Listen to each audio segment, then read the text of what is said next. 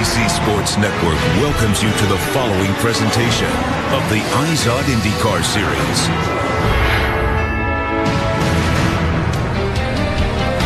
With San Francisco as the backdrop and some of the most legendary wineries surrounding it, Sonoma Raceway to the IndyCar family is like saying Disneyland to children. It's a favorite on the IndyCar calendar because of the natural beauty of the region, but for the drivers, this track, at this stage of the season, it's all business. Team Penske's Helio Castroneves is the championship leader for the 9th race in a row. His lead is 31 points, but with 5 races left, by no means enough to guarantee him his first IndyCar title. Two-time series champion Scott Dixon has been fast all week and starts on the front row today. He's won here in Sonoma before and needs to again to keep pressure on Castroneves for the title. And Dixon's Ganassi teammate Charlie Kimball is riding high after his maiden IndyCar victory 3 weeks ago at Mid-Ohio, giving the team 4 consecutive wins. Welcome to IndyCar Live, presented by Verizon, where we get you ready for today's 85-lap race here in Northern California. Hi folks, Lee Diffie with you here in wine country for the second of what will be 3 West Coast swings for the IZOD IndyCar Series Championship.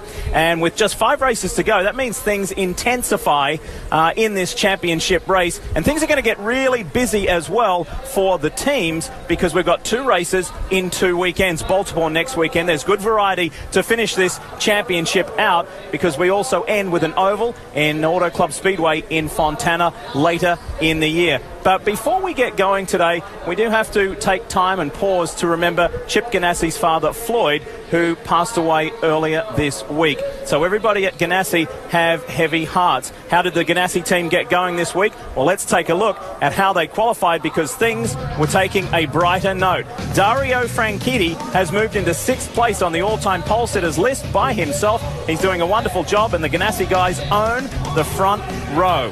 It is a very good performance from those guys. And have a look a little bit further down to a driver who has been struggling this season. Graham Rahal says that 8th place qualifying position feels like a victory for him already. Now, you can add Helio Castroneves to the list of likes of Robert Kubica, Tony Stewart, who have had accidents away from the main game. Just a couple of weeks ago, the championship leader had a very scary crash in practice in his hometown of Ribeirão Preto in a Brazilian stock car event. And he was injured, his legs were injured at a minor level, and he was able to get out and walk away. However, Marty Snyder, there's no doubt this was a very lucky escape.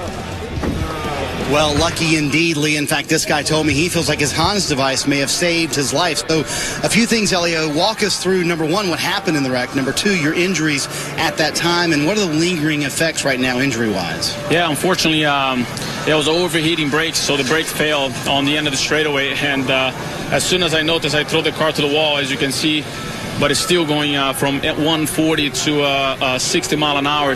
That had to this wall, and thank God I had the Hans device because, and I have to say that the structure of the car really protect me. I mean, the injuries that I had, which is like stretching the muscles and little stitches on the left and right leg, those are minor for what could be a disaster. Yeah, well, let's talk about this weekend here at Sonoma. We now focus on IndyCar. You're the championship leader.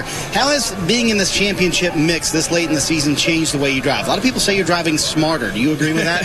Probably. I don't know. Every time we put a helmet, we forget what we are thinking about it. You know, I believe it's not about me. I think the whole team, it's being in a good connection. But I think it's more about my competitors. You know, they're the ones that were making some mistakes and in the beginning. And now, for us, we took advantage when we needed. So right now, it's we're going to continue doing what we're doing because that's what brought us in this situation. And when we have a good car, we attack as well. Our championship leader will start 5th today. The guy he's chasing for the championship, or actually the guy chasing him for the championship, he's with Jan Bikas. Jan? Well, Marty, of course, the Ganassi team has been on a roll, but they've also had heavy hearts with the loss of Floyd Ganassi, also Andy Brown's wife, and now, Scott, I understand your family's had a loss. Yeah, it's been, it hasn't been an easy week. Obviously losing Floyd. I've been lucky enough to know Floyd for 12 or 13 years now, and he's obviously done great things with Chip and this team, and that's definitely a sad loss. And obviously with Andy Brown too. Andy Brown's been a huge part of this team. He's been living back in England for the past few years now, and worked closely with him on some simulator efforts. But his wife passed, the week before too, and then my sister-in-law actually passed on Wednesday. So much love to all these families. I know Emma's back in England, and hi to all my family in England over there, and hope they're coping okay. But we can hopefully turn this for the race team into a positive weekend. It's started well. Practice has been going extremely well. We qualified, locked out the front row, all 3 cars in the Fast 6.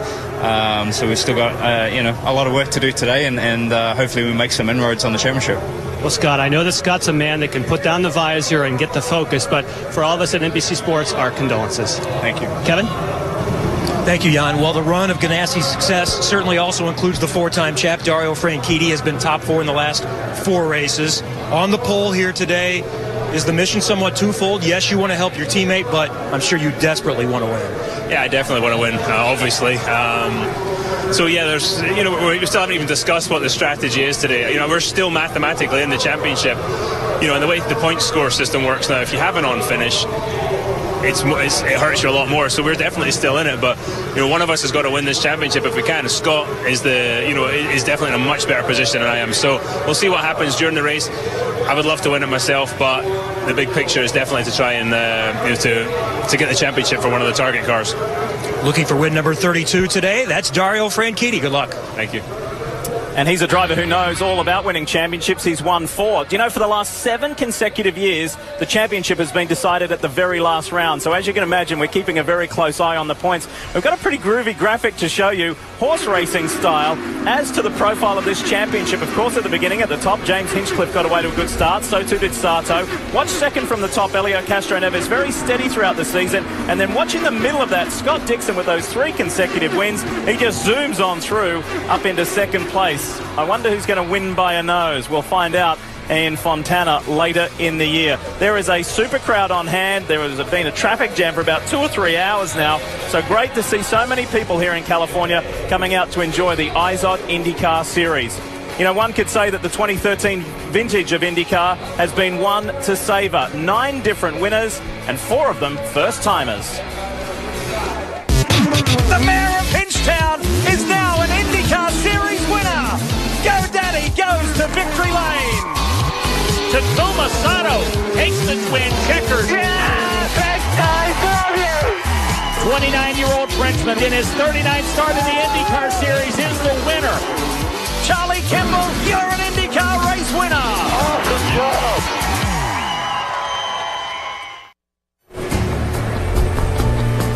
You're watching IndyCar Live, brought to you by Verizon. When you grow up with a father who designs Formula One and IndyCars, there's a pretty good chance you're going to end up doing something in motorsports, and that is the case for Charlie Kimball. The English-born American has raced here in the United States and also in Europe, but the biggest moment of his young career occurred 3 weeks ago in Mid-Ohio, where in addition to being Gordon Kimball's son, he became an IndyCar race winner. Here we go, the Honda Indy 200 at Mid-Ohio is underway. Look at Charlie Kimball on the inside and aggressive. Good job, Charlie. Go, go, go. Next lap, we should see Simon Pagenaud on pit lane. They know they have a chance to take the lead. Great stop, Simon Pagenaud. No sign of Charlie Kimball yet. Just coming now. You'll get him. You'll get him. This is it for the lead of the race. Oh, Kimball runs away. Charlie Kimball to the bottom side. A late break. What a move by Charlie Kimball. He grabs first place in turn number 4. That could be the move of the race. Charlie Kimball, you're an IndyCar race winner. All right, you're the man. Nice call on the strategy, boys. Woo! Awesome job. And Charlie Kimball had certainly been knocking on the door for that first win in IndyCar with a couple of runner-ups, had a couple of weekends off to enjoy it too. But what did that win do, not only for you, but this entire program? It definitely gave a lot of confidence to the whole Novo Nordisk Chip Ganassi Racing crew. The guys knew they could win. I knew we could win. I knew I could win. just took doing it to give us that confidence and that belief. And I think it helped this weekend because the Novolog FlexBand car wasn't quite as quick as we wanted to start the weekend on the test day, but we dug deep, got a fast Firestone Fast 6 qualifying spot, and I think that'll show pretty well in the race today. Yeah, he certainly got a chance to be a factor again today, starting 6th. And Charlie won as part of 2 distinct strategies at Mid-Ohio. Jan Beekes now explains what got Charlie to victory lane.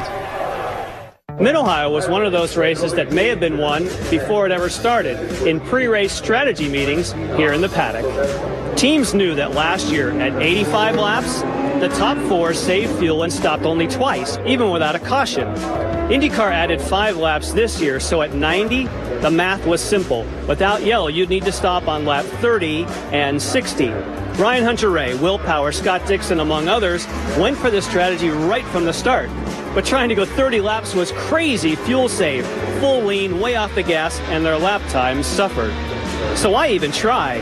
They were gambling on a caution, where every 2 laps of yellow saves roughly enough fuel for 1 extra lap of green. They would need only 10 laps of yellow to make up for that added 5 and be back running flat out. Well, judging by what happened in practice and qualifying with cars sliding off track, it didn't seem like a bad bet. The teams of Charlie Kimball, Simon Pagenaud, and others took the opposite approach. They considered yellow might not come, ditched fuel saving, and ran flat out knowing they would have to make 1 more stop. They calculated they would lose 24 seconds by stopping on pit road and getting back up to speed. Charlie and Simon were running 1.5 seconds a lap faster than the fuel savers, meaning at that rate, they could gain the needed 24 seconds in only 16 laps. The strategy worked perfectly, and after their second stop, they were already well ahead of those saving fuel. The 2 battled it out to the finish. So what does all this mean for Sonoma? Well, it's 85 laps, but Sonoma's a bit longer, mileage not as good, and after the lessons learned in Mid-Ohio, very unlikely, unless there were a long caution, that anyone would try this one in 2 stops. And the driver of the Verizon Chevrolet, Will Power, would like to join Charlie Kimball on the winners list for 2013. And a reminder about Verizon streaming: to download the IndyCar 13 app, simply call ** Indy or search the App Store or Google Play, only from Verizon. You know, it has been a massive year for the 2004 champion Tony Kanaan because he won the Indy 500. Well, today is a significant day as well, and we'll tell you why when we come back.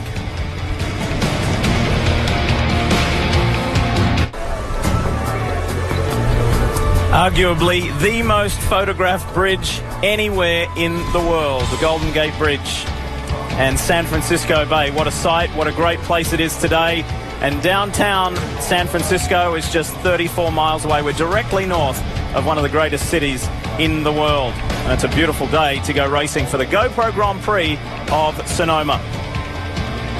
There's been somewhat of a break in the series. 3 weeks since we were at Mid-Ohio. It's allowed teams and drivers to relax a little bit. Some drivers have gone overseas and had a summer break with their families, but it's busy now. We've got 2 races in 2 weekends with the streets of Baltimore coming up next weekend. That means there's been plenty going on. Let's bring you up to date with the latest news. And we welcome back the man who was sitting with us this time 3 weeks ago. Ryan Briscoe makes his final appearance in the series because he's got sports car commitments for the rest of the year. That means Oriol Serbia will jump in the Panther car as of the next round. Sports car superstar Lucas Luer makes his IndyCar Series debut. It might be just for once, it might be twice, who knows? It's a toe in the water, we'll see. James Davison was a surprise. He returns for his second career start after racing at Mid-Ohio. And JR Hildebrand and Luca Filippi will share the Brian Herter Autosport number 98 machine for the remaining rounds. JR is here. Now, we told you about Tony Kanaan and why it's such a huge day for TK. Well, his good friend and co-owner Jimmy Vasser has the record of most consecutive open wheel starts at 211. When Tony starts today's race, he will draw level with JV. So it's a huge day for Tony. Some more news: the series is considering integrating a road course race at the Indianapolis Motor Speedway on next year's calendar. Now, of course, Formula One, MotoGP and sports cars have raced on the road course, and this is the late Dan Weldon testing there in 2011. This is a rather hot topic, and with more on it, here is our Robin Miller. We're Derek Walker, the president of competition for IndyCar. Derek, we've been speculating and talking and writing about the season in the month of May starting out with a road course race. What can you tell us? Well, we're certainly looking at that idea. We've got a little bit of work to do before we can finalize whether that's the right thing to do, but it's on the cards to be seriously considered. A test soon? Well, yeah, we're doing just an exploratory test with the track as it is now, see what the grip level's like, see what it's doing. We've done that before, but a few years ago. Now we're going back to have another look and just see what the viability of it is. Do you have some ideas on how to change it to make it better? Yeah, I think, to be honest, and maybe it's a bit further down the road, but to make that track really what it needs to be for our cars, I think we need to tickle with it a bit, quite a bit. And we need to change it. And so, again, how much is viable in the short term? What do we need to do? Are we going to do it? A lot of big questions, but certainly taking a serious look. All right, and then he's going to put an apron in for us on the oval next year. I'm confident of that. It's certainly a discussion starter, isn't it? IndyCars on the road course at the Indianapolis Motor Speedway. Now, as I mentioned earlier in the show, there's been much sadness in the IndyCar family this week with the loss of Chip Ganassi's father, Floyd. Floyd was a successful businessman. He was a great guide and role model for his son and helped Chip establish what is one of the most powerful teams in global motorsports. But perhaps Floyd will be remembered for his gentle way and the photographs he loved to take of people enjoying themselves at the racetrack. In motorsport, people come and go, but Floyd Ganassi Sr. will be with us forever. He was 87.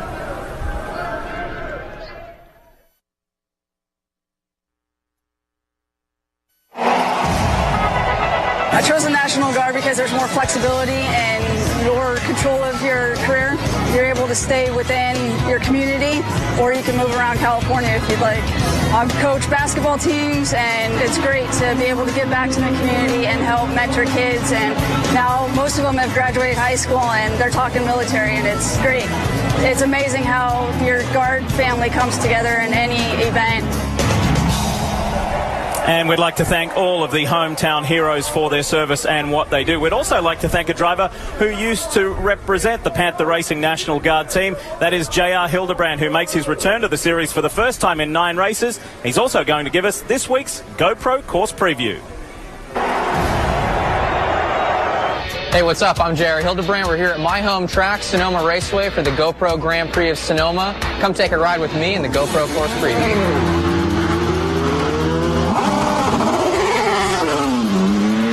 Going down into turn 11 to get ready to start the lap, using all the curbing there. 5th down to 1st gear.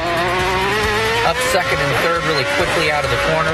We'll get all the way to 6th gear before we get into turn 2. Bending flat out through turn 1, getting all this compression, climbing steep uphill down to 3rd gear for turn 2 as we climb over this crest. Up to 4th, you'll have just a little lift going into turn 3, grabbing that compression, going back up the hill, little lift for turn 3A, loose up at the top of the hill, jamming on the brakes, down to 2nd gear for turn 4, big downhill right-hander. Accelerating hard, flat out through 5th gear, grabbing 4th, grabbing 5th, and then downshifting just to 4th down the hill into turn 6 here. One of the most difficult corners on the track to get right, using all the road and the exit, trying to put the power down. Grabbing 5th, then 6th as we climb back up the hill into turn 7, all the way down to 1st gear, one of the slowest corners in the track. Waiting for the car to turn, and then trying to put the power down as hard as you can as we head back down the hill through the S's in 8th, grabbing 6th gear, through 8A, down into 9 and 9A. Another heavy braking zone. These Indy cars do 4 Gs on the brakes, down to 1st gear, using all of both of those curves in 9 and 9A. Grabbing gears again, all the way back up to 5th, flat out through turn 10. And that is your GoPro course preview.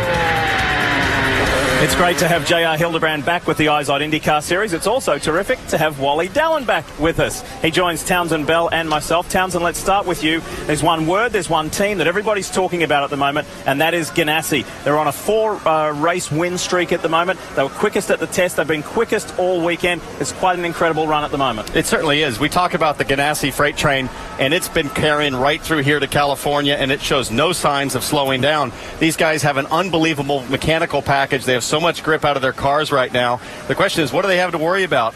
The answer, I think, is each other. You've got Charlie Kimball just winning his first race in Mid-Ohio. You've got Dixon battling for a championship. Dario needs his first race win of the season. all these guys are winners. There are no team orders, I don't believe. It's going to be very fascinating to see who takes it to the front. At this stage of the year, we're all talking championship. Let's show you the top 3 in the series at the moment and what their history looks like here at Sonoma Raceway. It doesn't look all that promising for Ryan Hunter-Reay, does it, when you compare the wins for both Dixon and Elio Castro-Neves? And Wally, if we talk about Ganassi, we must talk about Penske Racing. Yes, Elio is the championship leader, but he's been in this position before, and the team's been in this position before. Hard to believe, guys, that Roger Penske hasn't won a championship since 2006 with Sam Hornish. These guys have been in this position before. The last 4 years in a row, they've been leading up to this point, and they've lost a championship. They haven't delivered.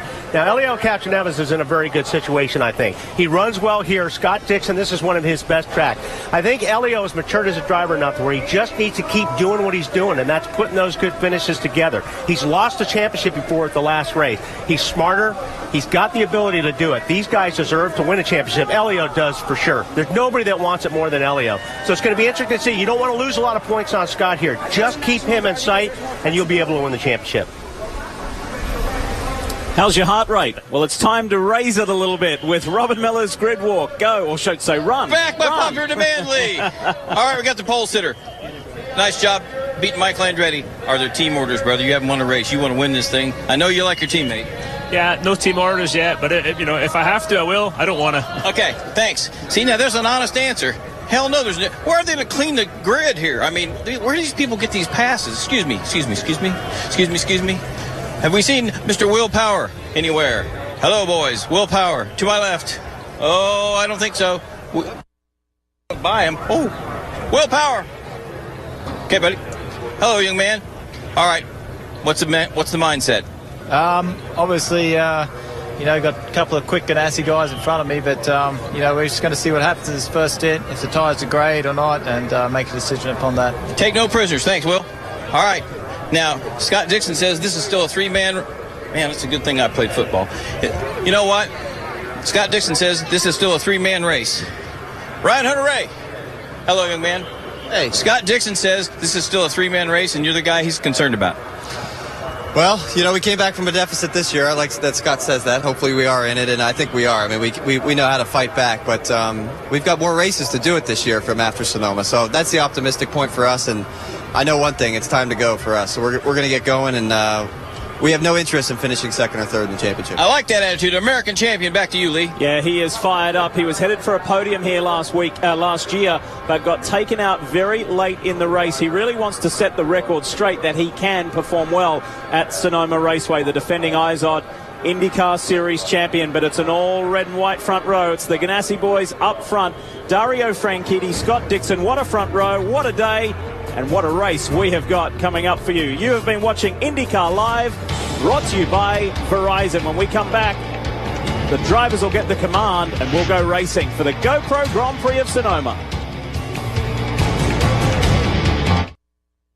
It has been a very special year for IndyCar. Like a good wine, it takes time to get better, and several experienced drivers showed 2013 is their time by scoring maiden victories. Charlie Kimball, you're an IndyCar race winner! Growing strong, the 2004 Series champion obtained racing immortality by winning the Indy 500. One of the most popular wins that we have seen in many years. And as we head into the final races, another former champion has begun a surge to the front with winning 3 races in a row. What a weekend for Scott Dixon, the 32nd win of his career. With only 5 races left, the one thing we do know is 2013 will go down as a vintage year.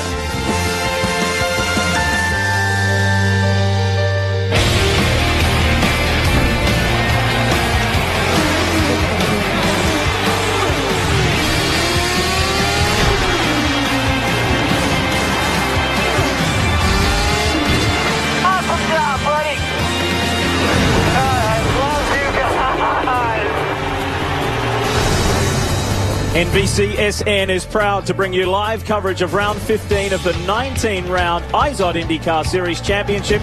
This is the GoPro Grand Prix of Sonoma. from Sonoma Raceway in Northern California. It is a great day. It's a wonderful location. The drivers are all too aware of just how challenging this track is. It's challenging on a number of levels for them physically and to pass as well. This is going to be a grueling day. Tyres have been a talking point this weekend, as well as the brutal speed displayed by these two red and white Target Chip Ganassi cars. Is this going to be a special day for Dario Franchitti? It's hard to believe we're at round 15 and he has not been victorious this year. He's a four-time series champion. What else happened on this day? Well, back in 57, Jim Rathman won the Milwaukee 200. There's some big names on that page there, isn't there? Al Unser and what he did in Denver. And it was a very busy day back in 2002 when the championships were split. Gilles de Ferran won the Gateway Indy 250 and Dario Franchitti, our pole sitter, won at Circuit Gilles Villeneuve in Montreal. Plenty of open wheel history, and are we about to see some more of it? This man created his own last year, Ryan Hunter-Reay, and he has been fighting, he's been digging, he's had his fair share of bad luck this year, and he's going to overcome that in these final 5 races. He wants to defend this championship for sure. He's determined. He's been out here on the West Coast vacationing with his family for the last couple of weeks. He's ready to go back to work, and so are the field, as we now join the grid for the command.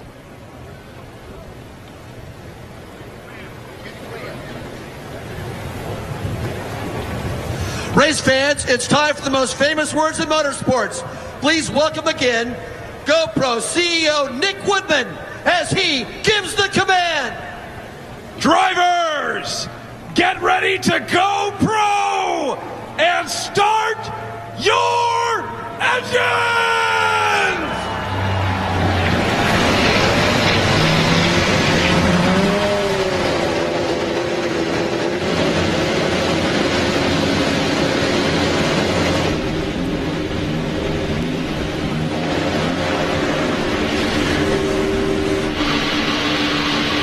It's that special time when you get to see the driver's eyes focus like never before.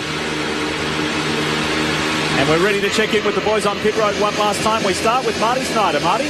Well, Lee, Will Power probably wishes we could race at Sonoma every week. The last 3 years here, 3 poles. He's led the most laps in all 3 of those races. And his worst finish is second. Hard to believe we're this deep in the season and Will Power has not won. But he told me moments ago, today is our best chance to change that. Will Power at his best racetrack, trying to become the 10th different winner this season. Kevin? And Marty, even though Graham Rahal was a runner-up at Long Beach, I've seen a smile this weekend that I haven't seen in a while from Graham and also his dad, Bobby. He says now we can attack. The engineering changes they've done are paying off, and they're ready to go after it. Robin? Justin Wilson won Dale Coyne's first race in 2009 on a road course, Watkins Glen. Most of his rival drivers say if this guy ever got in a Ganassi or Penske car, we'd be trying to chase him down. He's starting right now where he should be. Row 4, he's going to be charging, and guess what? He's going to be the sleeper this whole race, John. That's right, Robin. Don't forget that all the teams are going to have to run both types of tires. They're going to have to run the black, as we know, as the primary, the red as the alternate. The cars are peeling off behind me, and what they're finding today is with the blacks, we think of it being harder and more durable. Well, it's sliding across the racetrack, and they're losing their speed right away. But the softer alternate that we've come to know normally doesn't last as long. This is the ticket for today. It can grab the racetrack a little bit better instead of sliding and building heat. I think the drivers and the teams will want to be on these every lap they can. It's going to be an intriguing story to follow, Jan. Thank you very much. A quick reminder, don't miss a chance to get in on Honda's fastest seat in sports sweepstakes by logging on to shophonda.com. There is the two-seater. Good to see it again. And, of course, you can be in this seat right here with TJ Lander from League City, Texas. TJ is this week's lucky winner. Hi, D. TJ. Yeah, this is fun. Yahoo, buddy. Yeah. This is great. Well, you enjoy the ride. Yeah, TJ. this is fun. You enjoy it. And I am. We remind you folks at home again by logging on to shophonda.com. TJ won that opportunity to start today's race in the IZOD two-seater driven by Indy 500 champ Mario Andretti. I think that was one of the more interesting reactions we've had, to be honest. So, TJ, enjoy the ride. Hey, it's time to take a closer look at this track. Townsend talks us through. Well, Lee, most of the drivers, plus TJ, will tell you that this is one of the most challenging tracks on the schedule. It's a real patchwork of part drag strip, part NASCAR course, and then sections that are exclusive to IndyCar. It's tricky to pass here, but you can do it in the brake zones at turn 9 and turn 11. But the big hero opportunity for lap time comes in that turn 6 red shaded area known as the carousel. It's a fast and daunting corner, and Sonoma is a raceway that demands the ultimate skill set from a driver: fearlessness and finesse. Oh, well said, well said. There's 160 feet of elevation change here at Sonoma Raceway as well. It is quite the track. And do you like historical statistics? The last time Dario Franchitti was on the pole here at Sonoma Raceway, he went all the way to the top of the podium. We'll see if the Scotsman can do it again. So the other Scott Dixon, that is, he wants to win and try and get closer to Castro Neves in the championship. He certainly does. We'll be watching RHR with hopefully a bounce-back performance again this weekend like he always does. Look at Charlie Kimball. Won at Mid-Ohio, comes right here to Sonoma, qualifies in the Firestone Fast Six, and he is strong, Wally. I talked to him this morning, and after last week talking to you, you can tell there is a confidence difference in this guy. I mean, he's here to do business. It's very different after that win. More confidence from Graham Rahal as well. The best qualifying he's done on a road course in over a year. And two guys who feel confident about their cars, Hinchcliffe and Pagenaud. Perhaps the qualifying doesn't reflect that, but they feel good about their race cars. Now, we're going to roll through the remainder of the grid. Wally, on your return visit with us here, what are you looking for today? What are you hoping for today? Well, I'm hoping for a lot of passing. It's going to be interesting to see what happens with the tires. And this, as Townsend was saying, this place is very physical. You have to really work the race car around here, which can sometimes hurt the tires. So we may see tire management come in. We know some of the guys are really, really fast, but sometimes that's not so good on your tires. So it's going to be interesting how that plays out. And we roll through to Lucas Luer there, and James Davison starts at the back after an engine change and penalty. So in his second IZOD IndyCar Series race. Time to take in and check in with the onboards. And this is the National Guard Panther entry. Ryan Briscoe is carrying the National Guard onboard camera. How about James Jakes? We're familiar with this view. This is the Acorn Stairlifts onboard camera for the Englishman. The Verizon onboard brings us to Simon Pagenaud, who could very well be victorious today. He finished second at Mid-Ohio. And then we join Graham Rahal with thanks to KMC Wheels in car number 15 for Rahal, Letterman, Lanigan. Charlie Kimball will give us the Novolog Flex Pen view for our most recent race winner. The Chevy onboard delivers us Elio Castro Neves, the championship leader, and of course his teammate in the Verizon Chevy. It's the Verizon onboard, car number 12, Will Power. And a reminder to download the IndyCar 13 app. Simply call StarStar Indy or search the App Store or Google Play, only from Verizon. So we are ready to go. It's round 15. It's all to play for. There are so many stories up and down this grid. Can you believe we're this deep into the season and the names of Franchitti, Power and Andretti have not been victorious? Ready to go racing. This is the GoPro Grand Prix of Sonoma, and it's an all Ganassi front row. It's hot in California. Look at Power. Tries to force the issue there on the inside. Wow, huge jump from Dario Castroneves looking up the inside. Oh, there's contact there. Yeah, with Kimball. Kimball got a little bit of that. Pagenaud got into the back of Justin Wilson as well, so our Mid-Ohio race winner has got dramas at turn 1. Looks like he got hit from behind, got sideways, saved it, but is having trouble getting the car refired or re-engaged in gear. Look at them scramble for position down into turn 4. That steep drop downhill. This is an amazing racetrack as Marco Andretti, frustrated after qualifying yesterday, tries to attack Simon Pagenaud. And he will not like Pagenaud trying to stick it to him side by side. He's going to be pushing on the outside here. We've got a full course yellow out as Marco defends. Be interesting to see where they position those two cars with the yellow coming out. Look at the drama in the back. Yeah, Newgarden and James Jakes were out in the dirt there exiting the carousel. But full course caution for Charlie Kimball. Now, I think I may have heard him say, Wally, on the radio before, broken drive shaft. It was a little bit earlier. Yeah. Boy, that left front looked like it took a hit, too. Let's see if we can watch it. We see the orange car there in the center. Boy, he got on the brakes really hard, and actually I think he spun the car because he went in there so deep he jumped on the brakes and he lost the rear of the car. You're absolutely right. No contact from behind. I think everybody checked up more than he expected. Oh, he got into Castroneves. Yeah. But now you wonder if Castroneves got any damage on the right rear. Marty? Diffie, your ears serve you well. It is a broken drive shaft. He has it in gear. It just will not go, so they're going to have to tow him all the way back around. You know, they always say the problem with winning a race, you got to go run the next one. For Charlie Kimball, it might be an early exit. You look at that left front, guys. That's a lot of contact. I don't know if he squared the wheel of Elio. He may have got some body work, but that's a hard hit. I don't see how you break a drive shaft there. I don't either. If I were him, I'd be cycling the ignition on and off and just making sure the computer hasn't filled the transmission. Right. So under this first full course yellow, Joseph Newgarden. I can't get the clutch to work. That was the voice of Charlie Kimball. And Newgarden's got some issues as well. So it's all happening here at Sonoma Raceway. Quick break, then we're back. The first Australian to win the French Classic race between Paris and Nice. So from the suburbs of the great city in France, right down to the Côte d'Azur. Never been won before by an Australian cyclist. Richie Porte has said next year he wants to be the leader of his squad when it goes through to the Giro d'Italia race, which he believes he can win. It was in the Tour of Italy. Want to pay really less for fuel? Came to prominence. Sign up free at fuelrewards.com. He's using the slipstream of his car to try and get him back into the main field. I think the referees will look the other way at this point because they know he's had two problems with the mechanicals. Instead, yeah, it's true. He's had a mechanical. They might turn a blind eye to. It's not really supposed to be based up by his team car. Ram 1500. Well, the first part was he was trying to adjust his handlebars, and then when he felt that it wasn't quite what he wanted, he had to stop at the side of the road and change his bike. And that took quite a long time. I thought it was rather a slow change, and he didn't really panic. But then he found himself caught in no man's land trying to get his back to the main field. Going to have to make a pit stop. I'd make this a quick one to stay in his current position. Yep. Car is up, and it looks like it'll be 4 tires to pull out this morning with a very tight chest.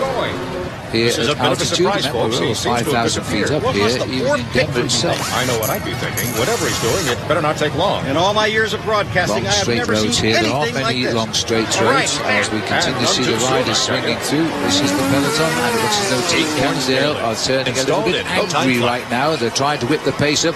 Keep your eye on that time gap. It might well come down. It's already down to 50 seconds. 15 seconds. There is Richie Porte. He's come round the race car. He's back on the back. Let's go and have another chat with Steve Slaggers. All the high sea drama with big money on the line. Which boat will reel in the big one? Shark Hunters season finale Wednesday 10 Eastern on the NBC Sports Network.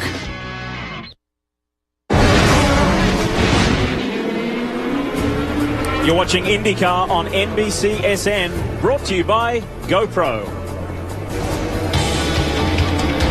Let's check in as to the drama with Joseph Newgarden. Kevin? Two issues for Joseph Newgarden. He clipped EJ Viso, so they needed to change the front wing, and then also he couldn't downshift, so they've got a gearbox problem, and obviously that's the much more severe problem.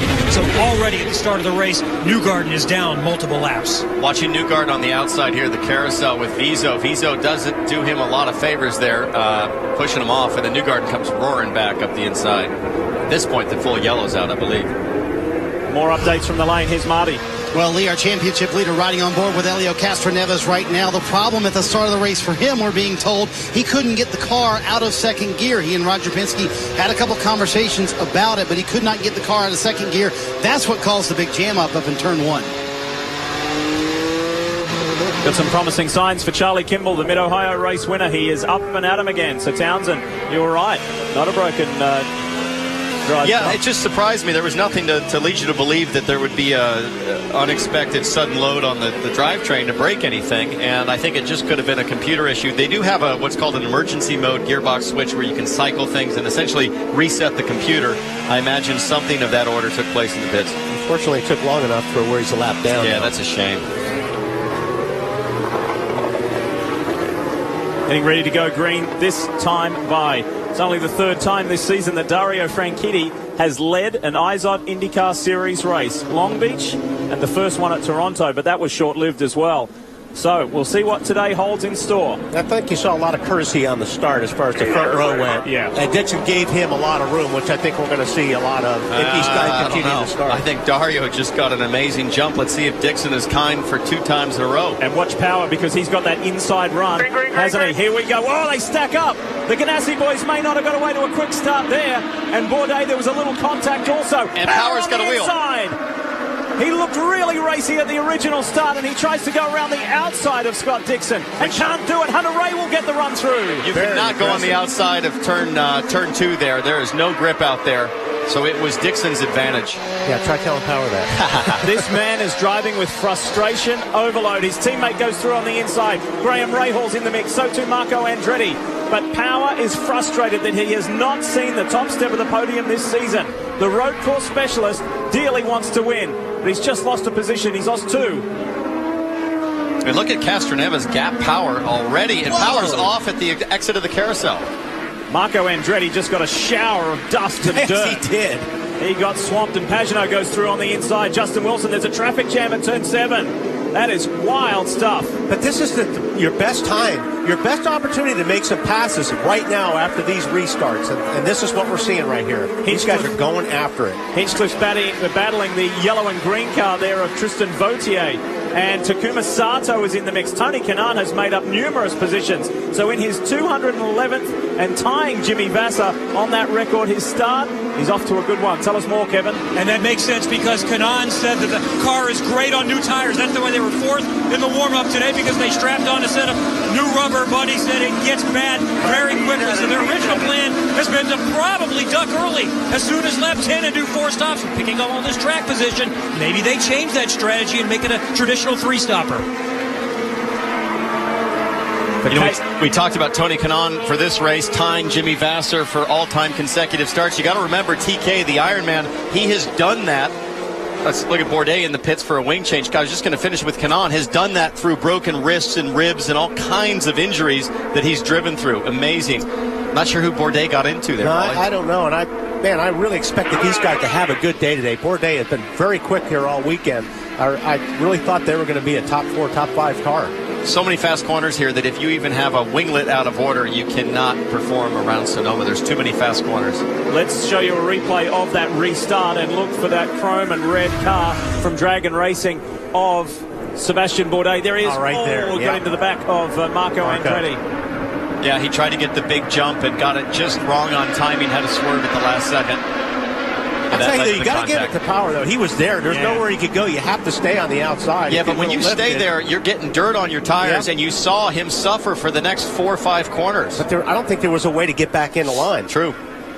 There it is there. Look at Bourdais taking evasive action after he knew he was about to ram the back of Marco Andretti and just lost the front left half of that front wing. Happens in the background there. What a shame. He was poised to have a good weekend. He was off to a decent start of both Schmidt cars, the Schmidt-Hamilton, Schmidt-Peterson car. Oh, look at Tony Kanaan.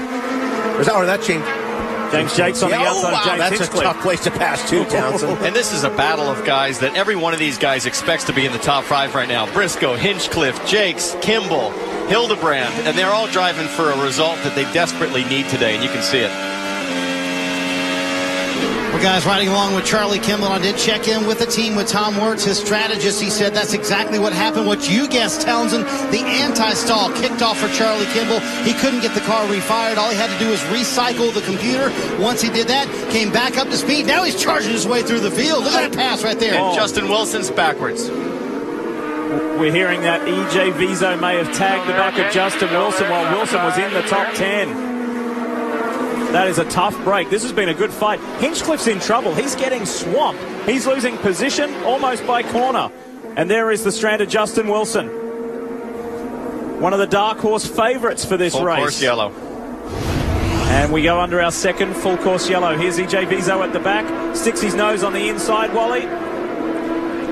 I mean, Wally, when I look at that, it's like, EJ, you just got to back out. Yeah. I mean, he doesn't know you're there. You know he's going to hit that apex. Right. You've already committed to the corner. You're looking at the apex. If I don't see your wing or your front wheel, you don't exist. Now, didn't we see that with Hunter Ray got tagged last year in that corner? That was Tagliani. Very similar situation. Start, counter, roll so we don't lose a lap.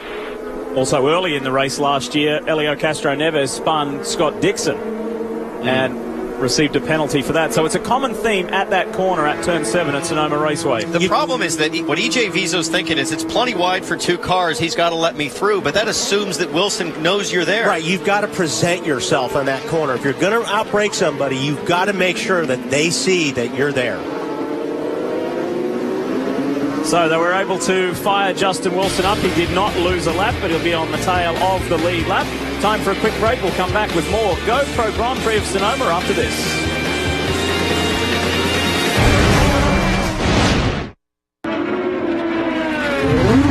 Inside yours. Keep pushing here, bud. Turn 4's clear. Streaming 4-in-1 Mosaic. Inside. We'll push the fast left. Be smart here. Live pit crew chatter.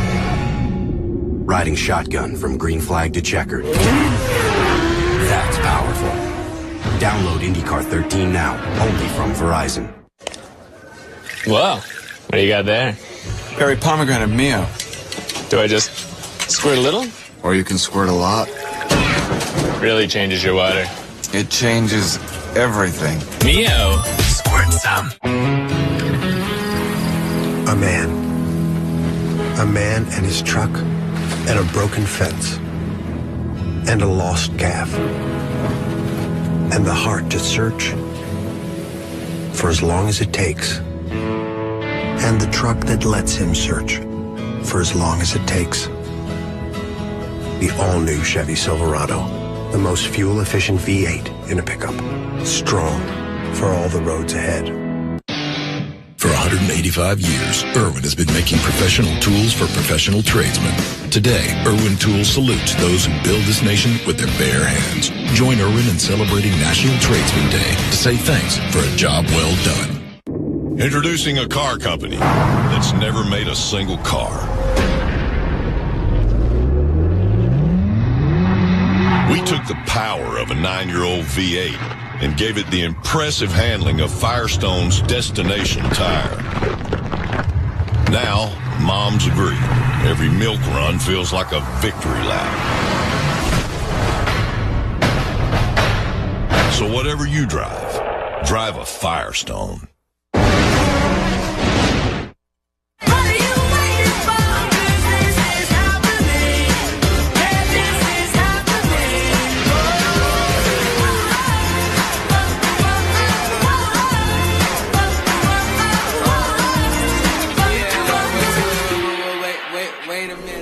Pretty easy to see why this is a favourite on the IndyCar calendar. It's such a pleasure to come to Sonoma Raceway. So much going on. And there are a lot of IndyCar fans who have turned up today to enjoy the beautiful sunshine and what has already been an interesting and entertaining race. So, here we go.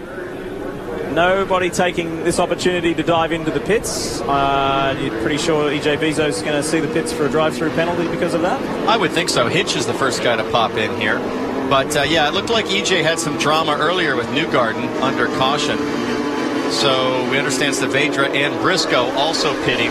Now, they started on the primary tire. Hinch did, as did Briscoe, as did Saavedra, and it looks like Lucas Lohr back there. Jan Beekers is standing by at the Andretti Autosport pit for this man here. And, of course, Townsend, that's exactly right. Because he was on the black primaries, you both said he was struggling on course. That's why he was out there trying to fight with those that are on the alternate reds. Clear. At the same time, while he clears, Justin Wilson has made his way to pit road. Of course, I believe he may have lost a lap. He was also on that same strategy. So anyone that was out there on the primaries, Briscoe also leaving after some service.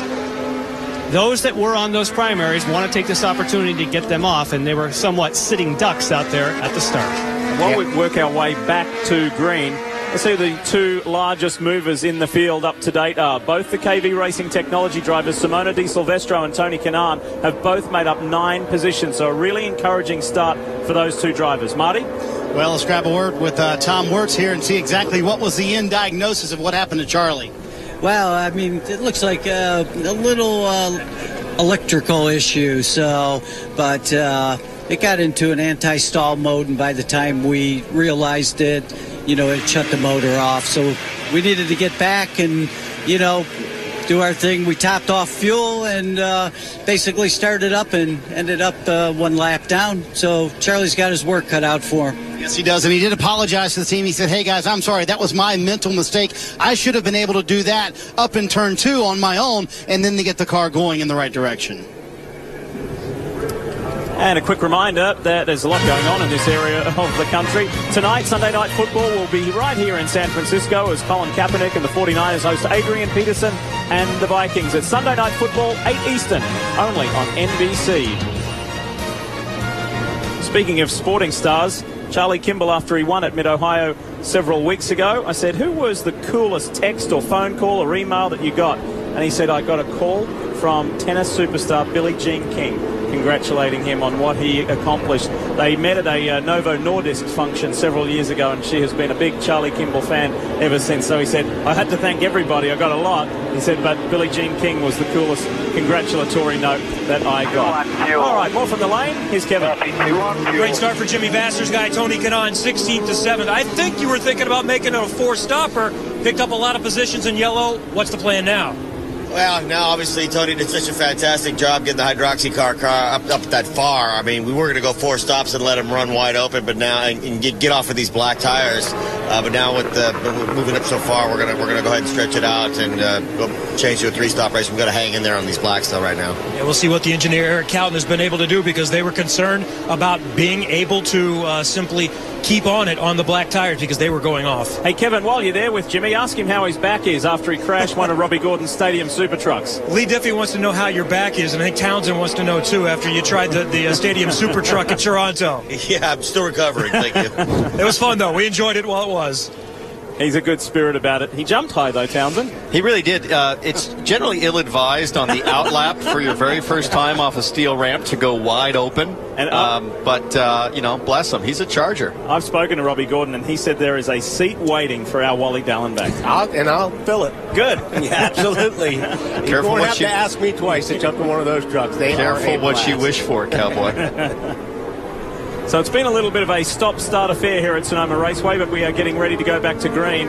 And there is a huge motivational boost for one driver in the top 10. He's running 6th. It's Graham Rahal, driving for his father's team, Rahal, Letterman, Lanigan. It's been a season of frustration with a little bit of hope. There was a podium at Long Beach. He showed great signs by winning that heat race at Iowa, but he feels he gave his secret away around Iowa Speedway to the rest of the field, and they knew what he was doing to get to the front. So this has been a moment that Bobby Rahal and Mike Lanigan, David Letterman, everybody's been waiting for, to see this sunshine through on young Graham Rahal. This is the boost that he needs. Can he convert it into a good day? The last time he made it through and qualified well, he stood on the podium at the Long Beach Grand Prix. We'll see. There's a long way to go in this 85-lap race. All Ganassi on this front row again for the restart, for the second restart already, early on in the opening 10 laps of this race. Let's do it. Hunter Ray, look at that yellow car. The defending series champion wants the way through, but he can't get it there. It's tight. And the Penske's are going to be side by side, Castroneves and Power. Look at Power to the outside again, gets Castroneves. Well, he got the grip that time. So no favours done for his championship leading teammate. He wants to go and grab the victory all for himself. And we have just received word from race control that EJ Viso will indeed get a drive-through penalty for avoidable contact and spinning Justin Wilson. I'm really enjoying watching an aggressive Sato, and always aggressive Sato, side by side now with Viso, who's probably just fuming at the penalty. And here they go, side by side through the carousel. Oh, that is heart in the mouth stuff through the carousel, and Sato's going to be run wide right up on the strip. Oh, he's not going to be happy about that either. No, we've seen plenty of that, too much of that today out of Viso. Look at this, 4 wide, going into the hairpin. Simona makes a great move down on the inside. She's going to pick up 1 or 2 positions right there. And Vautier was the big loser there, that yellow and green car for the Schmidt-Peterson team. But Ryan Briscoe continues to power his way through. He started 22nd and he runs 13th. Sato taking another look. Viso's obviously going to be ducking to pit lane here. Well, no guarantee. There he comes. The Sitco car does take the lane. And again, that was for Justin Wilson up at turn 7. Yeah, and like you hear the pit speed. When you're angry making a drive-through on a penalty, that's normally when you get another penalty because you're so hot. And sometimes TV angles are a little deceiving. There is quite the sharp turn halfway down the pit lane here at Sonoma Raceway. Field starting to spread out now, up to speed. And we want to take you back to that first flying lap again to show you what happened to Tristan Vautier in the Schmidt-Peterson car. We believe J.R. Hildebrand may have been involved. And there goes JR on the inside of the Barracuda Networks car, and he tags the back of it. No fault of JR's whatsoever. Vautier just decided, I'm going to try to square up the exit. He was going so slow in that pack of cars, he just altered his line, and JR was there. So hopefully both cars are okay. There shouldn't be any penalty, any issue with that. And there is Graham Rahal looking at the back of Helio Castro Neves, and he says, wow, I haven't seen this view much this year. Riding aboard with Rahal now. You know, Lee, you and I sat down with Graham for a good half an hour. We asked him a lot of tough questions on Friday about performance, about how he's analyzed his own performance and the team's performance. And I got to say, he told us, guys, this is the first time this season I felt confident in the car that I've got, and it's showing today. He's only 24, so we think of Graham for being around forever because he has been. But while he has a young man in life at 24, how do you deal with that adversity that he's been dealt this year? Well, at 24, you're very impatient. You want everything right now, and I think that's been a struggle for Graham because, you know, he had that success early on when he got into IndyCars and got a taste of it, and then he struggled ever since. Or not ever since, but he's had a hard time to get back to that point. So I think, there's been some Switch McDavis over there now. They're mixing some things up. They're mixing some setups up. And you got to find what the driver wants. That communication between the driver and your team, it's got to hit. You got to hit on a setup and find out what the driver wants. And Kevin, I said to Bobby Rahal last weekend at the Pebble Beach Concours d'Elegance, I said, take yourself out of it as his dad. What's going to happen for Graham to get back to the front? And he said, it's real simple. We've got to deliver him a better car as a team. Yeah, and he obviously believes that because they shook up this team a few weeks ago. Mitch Davis came on board. Bobby says they've been trying to get Mitch for years, and it finally worked out. Neil Fife, who had been released by Dragon, comes in as the engineer, and they have been just making steady improvements. That Wednesday test was huge for them to be able to figure out some things, and it might get better for Graham. Keep an eye on, because he said, I think I'm really good as far as older tires. The longer the stint goes, the better I think I'll be. You know, one thing, I was talking to Mitch this morning, the big problem with Graham that had the car's been very loose. They've had very loose race cars, and they haven't had the forward bite or the grip in the rear. And they said they make a big gain this week in that direction. On board with the National Guard Panther entry, Ryan Briscoe has halved his starting position, 22nd to 11th. He is flying. He is flying. Keep in mind that Kanaan in front of him is still on the black tires, and if Kanaan can hang on here, he can go red, red, red to the finish. Briscoe's going to have to put blacks on, as will most of your leaders. But, boy, you can see the difference in grip right there. Kanaan is hanging on. But I'll tell you what, there's not too many guys that are as good around this place as Ryan Briscoe. I mean, he has got a great record here, and I really thought that these guys would be strong. Be nice to see Panther get a good run. It's been a long time since they've been in victory lane, since 2007. And let's not lose sight of the fact that this man here who we ride with had wrist surgery on July 15th. Not that long ago. He was with us in the commentary booth at Mid-Ohio as he makes the move on the inside of Tony Kanaan. He said his wrist is about 90% at the moment. Clear, all clear. And steering these cars with no power steering around a track like this with an injured wrist is a tough task. And not only is an injured wrist, he's got that plate and the screws and everything in there, and it's just amazing. It's great to see Ryan come back so strong. Kanaan smart there not to defend too aggressively, knowing they're on different tire compounds. And look at Dario. Look at the lap times. I mean, he's still 4/10 clear of Hunter Ray per lap. And smooth sailing. This is right where he wants to be. Just smooth. 1.4 seconds ahead of his championship contending teammate. And Dario earlier today said, hey, I'm not out of this. He has rocketed from 12th to 6th in the championship in the last 4 races. Don't count out the 4-time champ. Back live at Sonoma Raceway, and we said it a little earlier, this is a common theme at turn 7. Drivers tagging the back of a car in front and turning them around, and we're under yellow again, and here's the reason why. Watch the red and chrome machine of Sebastian Bourdais, and I was about to say just tags, but I think it was a little bit more than just. Simona Di Silvestro. We've heard of the chrome horn. I think that's Alex Gurney refers to that as the chrome baguette, I heard after the Grand Am race, but that's a tough break for Simona. You know, they were starting on blacks. The cars look really good.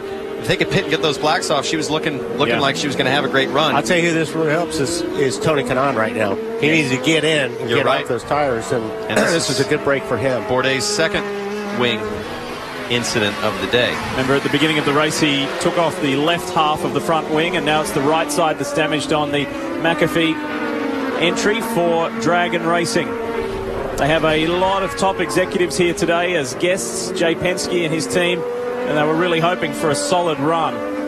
So we understand that contact is going to be under investigation by the stewards, and Wally, I can't see why it wouldn't. Yeah, I mean, obviously, it was a straight shot in, too. It's almost like Bourdais went in and couldn't get the car slowed down enough, but we've all done it. Yeah. We've all done it. This has been a track that will stick in Sebastian Bourdais' mind for a long time, when he was involved in a really frightening accident a year ago here at Sonoma Raceway. Take a look at this as we take you back in time. Joseph Newgarden was involved in it also. The white and blue car. Joseph Newgarden make hard contact with the outside retaining wall. You okay, buddy? Having a crash that large, I'm super thankful in a way that the only injury I did sustain was a finger injury. It could have been a lot worse. For sure, the pain kind of sometimes swivels a little bit and comes back, and it's like, oh, okay, I remember that. It's hard to say exactly what happened. We were lined up pretty close. I was trying to overtake him because he'd just come out of the pits. So he had cold tires, I had hot tires. I wasn't able to get around him. So then as we exited the hairpin where I tried to get around him, he picked up some debris or whatever the issue was. He ended up going straight. So when he went off the track, I thought he was going to continue to go straight off the track. He ended up hooking completely left again, and we went sailing for the inside barriers. It was one of those deals where you couldn't really predict it. It just happened, and it played out pretty quickly because the wall was very close. And that shoulder and collarbone injury still niggles Sebastian Bourdais from time to time. Communication from race control. Pits are clear. Pits are open. What will we see here? Almost guaranteed we'll see Tony Kanaan come in. That's for sure. And there have been some dynamic movers in this pack today. Some really big movers like Ryan Briscoe, 11 positions made. James Jakes, 8 positions made. And James Davison made up 6 positions. This is the biggest mover in the pack right here. Ryan Briscoe, the defending race winner. He was in that interesting situation last year where he had the championship leader and teammate Will Power behind him. We were waiting for team orders to be called. Those team orders were never made. Briscoe went on to win the race. Here's Will Power. He's positioned nicely in 4th at the moment.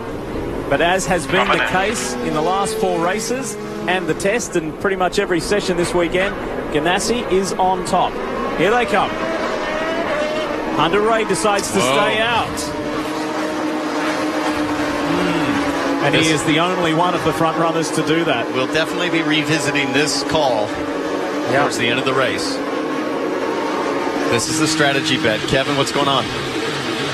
There's Graham Rahal coming in. He started on the alternate tires. He's going to the primary black tires. Good start with him, and Kanaan is going right in front of him. They were concerned about a problem from behind with Kanaan. Up to Jan. Simon Pagenaud is going to take the opportunity to stay on red tires. The leaders are stopping up front as well, Marty. Leader Dario Franchitti leaves pit road with 4 scuffed red tires, the alternate tires. He will win the race off of pit road from everybody that did pit here. Ryan Hunter-Reay came on the radio. Townsend, you talk about questioning that decision in a deflated voice. He said, guys, everybody else stayed out. Well, we'll see how it shakes out. You know, Tony Kanaan, I think, had a disastrous pit stop there. I'm watching the monitors to see where he came out, but it looked like he lost a lot of spots.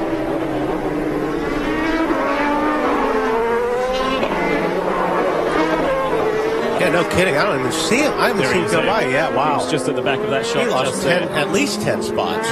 Yeah, I just saw the guy out of the corner of my eye. It looked like his guys were struggling on the tires. I don't know if it was because pit lane was a little more jammed up or something. So revisiting that reshuffled order, and you'll see car 12 ahead of car 9. So Will Power was able to leapfrog Scott Dixon there and get ahead. Let's take you back and show you what the KV Racing Technology pit stop looked like for Tony Kanaan. Looks just fine and normal on the way in. Stops just right on the marks. Watching here, maybe a little slow on the right front, but a little confusion there. You know, it's that split second when the fuel's done and out where he waited an extra second. Boy, that But a second shouldn't be 10 spots. Yeah. Well, it's tight down there, Kevin. They had some concern that they might have had an issue. He was complaining about something in the left rear of the car, so part of that time was simply taking a look to make sure there wasn't any suspension damage or anything else. So that cost him a tick as well, and it's only a second. Like you say, under caution, you lose a lot of position on the track. Well, there's no question he knows how to pass around here. So let's see what he can do on this restart. It was a super start. So the shuffled order has Ryan Hunter-Reay and Charlie Kimball, who is not on the lead lap. He'll be wanting to get ahead here of Ryan Hunter-Reay. And we'll see. You see the two red cars, and a little further back on that fourth row, Franchitti and Power side by side. This will be interesting. This is a tough section of the course, entering at about 155 miles an hour. They climb the hill, and Kimball, he has got that confidence high from the win up to Mid-Ohio and takes it to Ryan Hunter-Reay. He got to. I mean, in the spot he's in, he made a mistake, and he's trying to make up for it. Now he's on the lead lap, the tail end of the lead lap, but if the yellow comes out right now, Graham Rahal, just when things were going so right, they go so wrong. Hopefully that's just a front wing, but that was a big hit, Wally. Is the car okay? well, the yellow should come out because of the debris, and Charlie Kimball now will be able to make that lap up. Right. So that's why you lay it on the line like that, to try to get your lap back, because you never know what's going to happen on a restart. Boy, there was some pushing and shoving on that restart. They were jostling. No yellow yet. No yellow yet. And look at Dixon and Power fighting it out. Dixon on the outside. It's all about championship points. Dixon is running side by side with Will Power. Who's going to give in first? Dixon gets it. That was nice stuff. That was top shelf driving at its best. Fantastic. Two of the best guys in the sport. Good friends and giving each other safe running room. But Dixon laid down his authority right there. That's a good Kiwi-Aussie battle there as well. Dixon got to hang out with Team New Zealand at the competitors from the Louis Vuitton Cup down in San Francisco Bay earlier in the week, so he was pumped to meet those guys, and he is pumped about his championship chances. So how bad is that debris at the top of the hill here, where Graham Rahal came together? Also, Lucas Lurin was involved in it a little bit after that, but he kept going. So obviously, race control deemed that the track is clear enough. Reports from the corner marshals, and we race on. I'll tell you, these Dallara chassis are robust. We've seen so much contact this year, where in prior years, Wally, you'd say that it has to be a full course yellow. You can't steer the car, but they keep going. There's Graham getting they started him up and drove away from that route. Let's go get him. You'll be in clean air, so we'll be able to go fast. That was the voice, the encouraging and reassuring voice of Bobby Rahal, Graham's father. Typical Marco there. So Graham telling us a little bit of what we didn't see. So he's pointing the finger at Marco Andretti. Let's keep an eye on it. Let's go back and take a look. You're looking back at about 8th, 9th place. Hinch drops wheels. Marco goes to the outside of 3. Oh, 3 into that corner. There was just an awkward collision between Pagenaud as he hit him side on, and then that put Graham out towards Marco Andretti. That's just 3 cars in a part of the track that is normally a one-groove area. I don't put that on Marco at all. On board with Pagenaud. Watch this. There'll be a side-on collision between these 2 cars. Here it comes. I mean, Marco was there. Yeah. I mean, if anything, you could say Graham kind of turned into the right rear of Pagenaud and sort of bounced off. I don't blame him. It's tight through there, but look at how racy J.R. Hildebrand is on his return after 9 races away. This is what it looked like for Graham Rahal. See, Graham really lost a lot of momentum here because he had to jump on the brakes because of Scott Dixon. And he's got to jump on the brakes here again with the checkup. Right. And there's what Marco does. I mean, like you said, there's no room for 3 cars there. No, he was just but that wasn't really Marco's fault. I think it was one of those situations where 3 into 1 doesn't go. And there's Charlie Kimball. We relive that moment where he gets back on the lead lap by attacking Ryan Hunter-Reay at the restart. And I don't think you would have seen Charlie Kimball do that a month and a half ago. I mean, again, we go back to the confidence he has now as a race winner. He put it there and did a good job. This is J.R. Hildebrand backwards in 7. Have we seen that before today? We have seen that before. Indeed, we have. I was just going to go back to what you were saying, Wally, about Charlie. The moment I'll remember from this year was back at Barber. I don't know if you remember the pass that he made on Will Power going into that very fast chicane, but that to me was the moment, and we got a full course yellow again after another incident in turn 7. This time, Kanan tapping the back of Hildebrand. And getting back to earlier what we were talking about, we'll watch this replay again. You can see it's on board Briscoe. Oh, he's going to get into James Yates. Getting around JR. Now, they might be able to play that off as him avoiding an accident in front of him, perhaps. So, Townsend, you grew up around here. You know this track like the back of your hand. Why are there so many incidents at that corner with guys sticking their nose up the inside? Because it's the one place on this track where you can get a run on somebody out of the carousel, and it's so wide. It's a drag strip down there. Look at that. When you look at Charlie Kimball, the width of his car as he's approaching, you could fit 7 cars side by side on that drag strip. And it's so inviting. You've got all this room. You know the lead car has to do a wide late turn in for the optimal line, and it just invites you dangerously to make a move every time. So under caution yet again here at Sonoma Raceway for the GoPro Grand Prix of Sonoma. The field will pack up again. That's already proving to be, as we race lap 23, an intriguing race. A long way to go.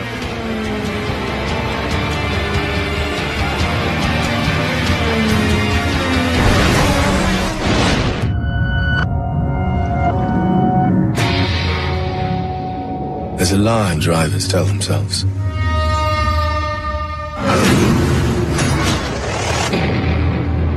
Death is something that happens to other people. And that's how you find the courage to get in the car in the first place. But more powerful than fear itself is the will to win. James can be a loose cannon, but there is no better driver in the world. Niki Lauda. He's consistent, dependable, a grown-up. Will he put his life on the line the day that really matters? The closer you are to death, the more alive you feel. It's a wonderful way to live. Rush, a Ron Howard film, rated R. In select theaters September 20th, everywhere September 27th. For decades, beaches looked the same until one man changed summers forever with a pair of scissors, creating the bikini. Creative thinking goes into everything we build. This is the Mazda way. So at the Mazda New Model Celebration, you'll find our newest models, not closeouts. With our latest technology, innovations, and bold designs. See your Mazda dealer today. See the all-new revolutionary Mazda 3 in dealerships this month. What do you drive? Give me your street circuits, your ovals. Give me your road courses and your cathedrals of speed. Give me drivers who live to put it all on the line and cars unlike any other. Because this is America, and here we race IndyCar. Sunday on the NBC Sports Network. Welcome you back to Sonoma Raceway. The GoPro Grand Prix of Sonoma continues. Lee Diffie, Townsend Bell, Wally Dallenbach, Marty Snyder, Jan Beekes and Kevin Lee, Robin Miller on a beautiful Northern California day. Now, Ryan Hunter-Reay takes the opportunity to do what he should have done perhaps on the last stop. We may eat our words at the end of the broadcast, but he was ruining the opportunity to come in a little earlier like everybody else did, Marty. Yeah, he wasn't very happy, Lee, with the fact that they did stay out, and they could have caught a couple of breaks here. They thought there was debris in turn 2 from the incident we saw earlier from Graham Rahal. They were upset with that, politicking for a little bit of a caution there so they could come down pit road and pit under caution. But as Michael Andretti said on the radio, you see him come to a stop in his stall. If we would have stayed green there, we would have been in great shape. Now they have the huge penalty. They'll be very far back, the track position that they will lose, and they'll also put on sticker primary tires. We saw a half turn of wing out because they went to the primary tires, but a lot of work left to go for Ryan Hunter-Reay today. There's frustration in their camp at Mid-Ohio when Michael Andretti said he had the, as we go back to a little earlier, watch this. Oh, this is Ryan Hunter-Reay forcing Marco Andretti out tight to the wall. That's tough racing. I'd be mad about that too. I don't know. That's what you do. Listen, Marco's only got a wing in there, and he's trying to force the issue. When you make a pass, you drive the guy to the wall. Come on. The willpower drives better than that. He didn't need to take that much room. Well, he probably didn't think Marco had any business keeping his nose in there. He made the pass. Oh, why? He's supposed to just let power go because he's willpower? Well, when you only got 6 inches of car that means 24 laps into the race. I can see if it was, a little bit towards the end of the race. There's been plenty of feeling in this race already. And you can see something there on the front right of Justin Wilson's car. Let's find out more about Wilson. Yes, and they were very concerned about that debris. And wow, look what happens when he's trying to shake that off at the moment to try. It was for one moment on the front wing. Now it looks like it may be lodged for the tire. But remember, Justin Wilson, we thought he might have lost a lap when he spun in turn 7. He has not. So he is the leader of the race at this point in time, and they feel that debris so far is not overheating the car. Takuma Sato has been sitting in his pit stall for multiple laps. He was in the mix that involved Graham Rahal. They have been working diligently on the right front suspension. Major problems again, multiple laps down, so yet another rough result for Takuma Sato, who was leading the championship at one point this season, but now this is going to be his 8th in the last 11. That's 19th or worse, most likely. Also, Graham Rahal is going to have to come back in one more time. All right, ready to go to green. End of our 4th full course yellow. Thankfully, let's get into a nice rhythm of racing here. It's been a pretty spirited battle so far, hasn't it? Wilson on the inside, Hinchcliffe on the outside, and Justin Wilson doesn't hang around for anybody. Sebastian Saavedra's in the mix there as well. Climbing the hill one more time. This is a spectacular section of the Sonoma circuit. Hinchcliffe, Carpenter, who else involved? Rail slide. Wow. Great save. You're good. Keep digging on it. And there is debris being spread all over this racetrack.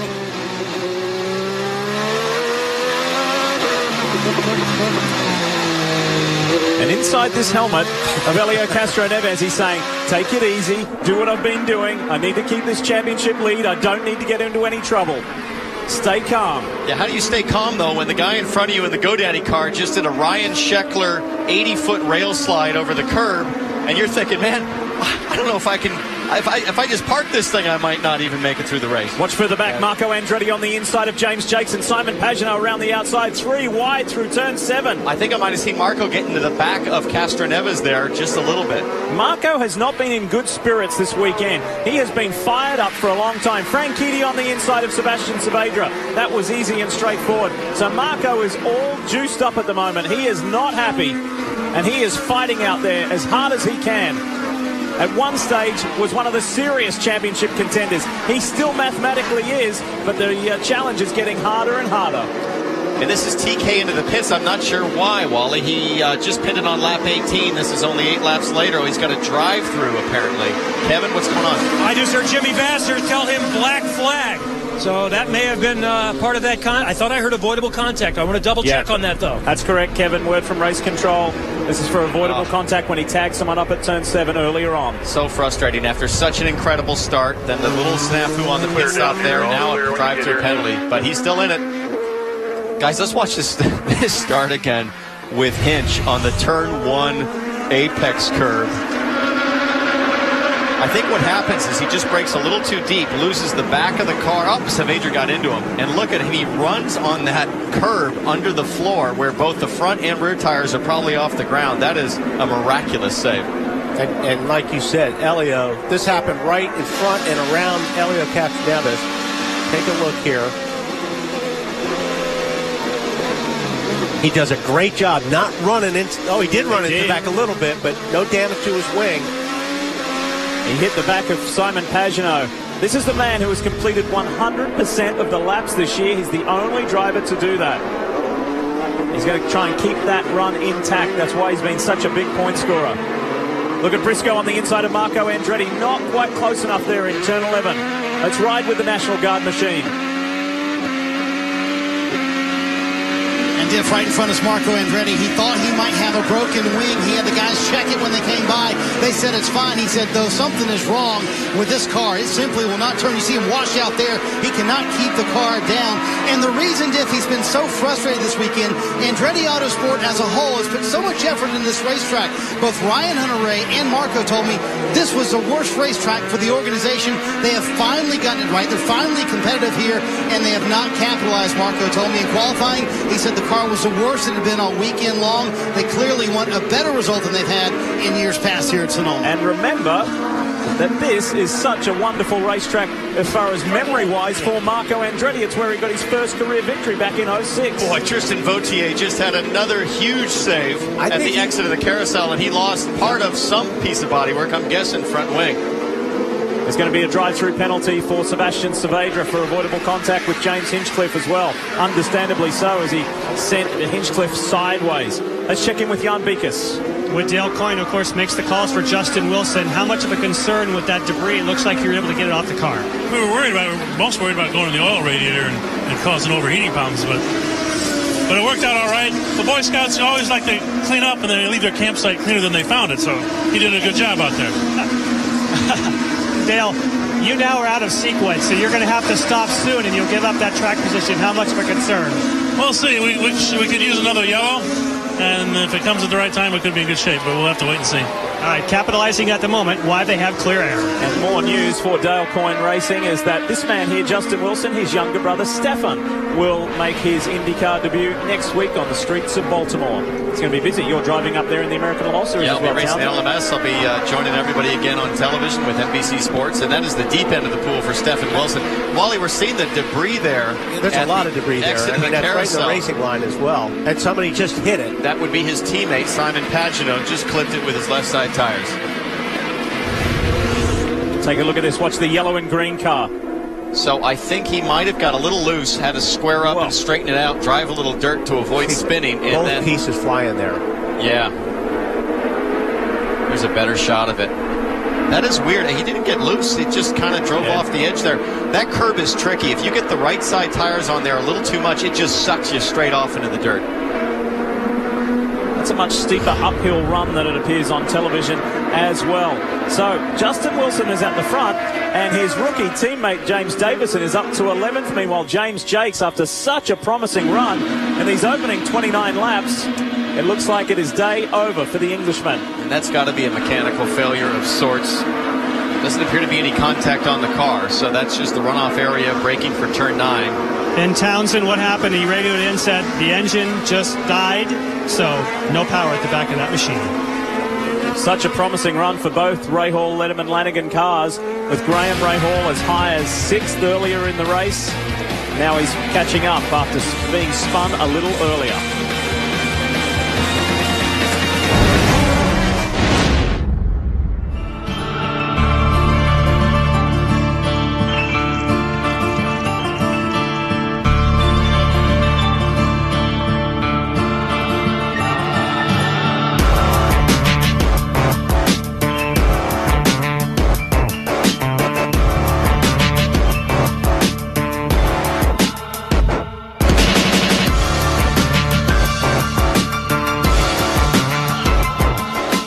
How do you do a summer clearance event the Dodge way? First, wait till summer. Then, get the cars ready. Now, add the Dodge part.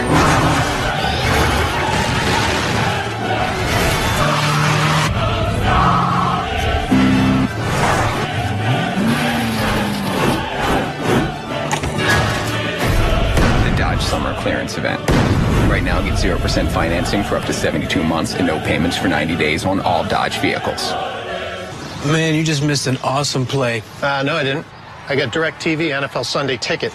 Lets me watch any game I want, get instant highlights, and have all my fantasy stats in one place. Man, I really need to switch from cable. Oh, yeah. Can also do this. That's amazing. Yeah, it is. Become the world's most powerful fan. Get NFL Sunday Ticket at no extra charge. Call 1-800-DIRECTV.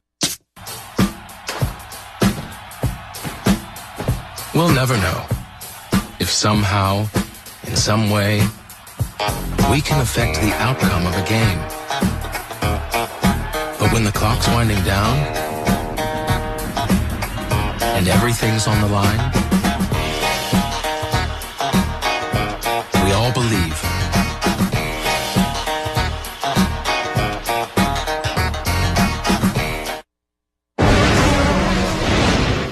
Quick reminder that in 2 weeks' time, the Formula One World Championship continues here on NBCSN. with the race that many consider the embodiment of F1 racing. Don't miss the Italian Grand Prix from Monza live in 2 weeks' time here on NBCSN. Did you catch the race earlier today from Spa? If you didn't, I won't tell you the result. I won't spoil it for you if you had it DVR'd, but it's worth watching, and the championship gets even more intriguing. This is a sad sight for the Acorn Stairlifts car for Rahal Letterman Lanigan driver James Jakes. Radioed in, no power.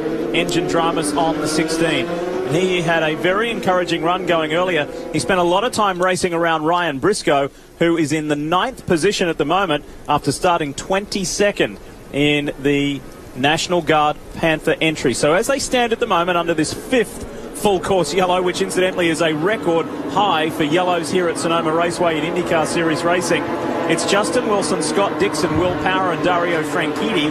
So there was a shuffle up there in all of that mayhem on those restarts. Ed Carpenter, Elio Castro Neves, Simon Pagino, Marco Andretti 8th, Briscoe and Davison. Let's get to the pits. Here's Kevin. Joseph Newgarden is in, and right behind him is Tony Kanaan, who fell all the way back to 19th because of that black flag. So this is a really quick stop. Didn't need much fuel. Their original plan was, we want to run hard, change tires often, as we see EJ Viso come in, who has also been a victim of the black flag today.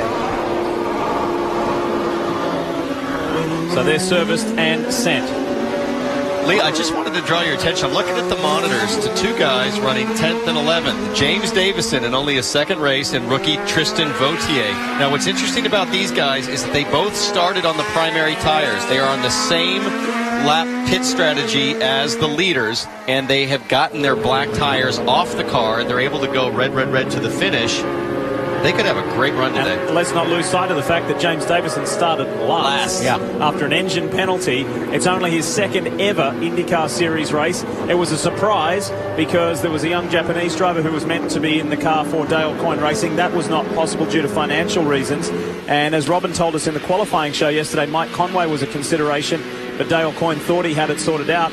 And then due to the good job he did, he finished on the lead lap and in 15th place at Mid-Ohio. Dale rang James Davison and said, hey, are you a possibility for Sonoma? And he's a young, hard-working man who finished runner-up in the Firestone Indy Lights Championship a couple of years ago. He's a race winner in that series, and he just loved Mid-Ohio. So here he is running on the verge of, actually he is in the top 10 at the moment. Another reminder that you can be a part of Honda's fastest seat in sports sweepstakes by going to shophonda.com to sign up. We saw TJ earlier in the race riding behind Mario Andretti. That was hilarious. That could be you in the IZOD 2-seater behind either Mario Andretti or Ari Leindijk to have a chance to lead to the start of an IZOD IndyCar Series race. That is shophonda.com and sign up. Put yourself in for a chance of taking that wonderful ride. So it's been a strange race so far. And, of course, that record 5 yellow flag periods to bunch the field up, to shuffle them around. Ed Carpenter, who's slightly off what the main front runners are doing. He's about 6 laps different on what they have been doing as far as pit stop sequence. But Carpenter's running well, and he's running well in the championship as well in 14th place. Yeah, Ed's done a great job today. And, you see it. It's really mixed up here at the front. Towns, and these guys are doing a really good job.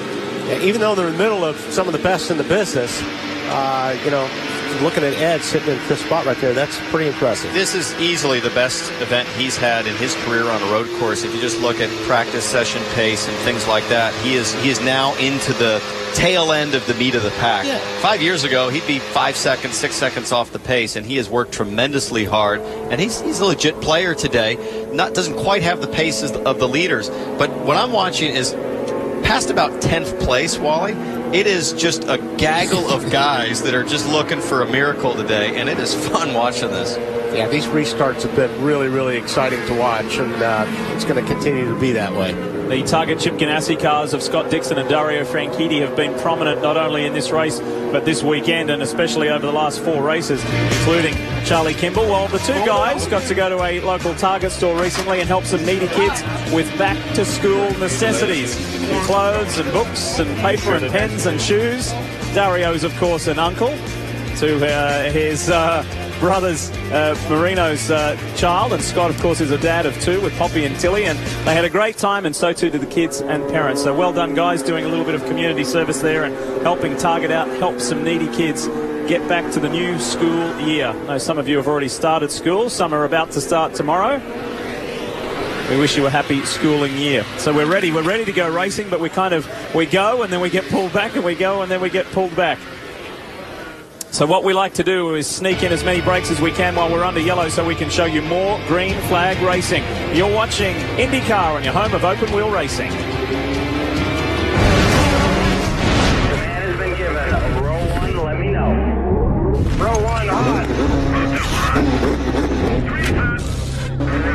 Live in-car cameras. Race car rolling. 4-in-1 mosaic. Having your heart race as fast as theirs. Hey, good for green. That's powerful. Come to the green flag. Download IndyCar 13 now, only from Verizon.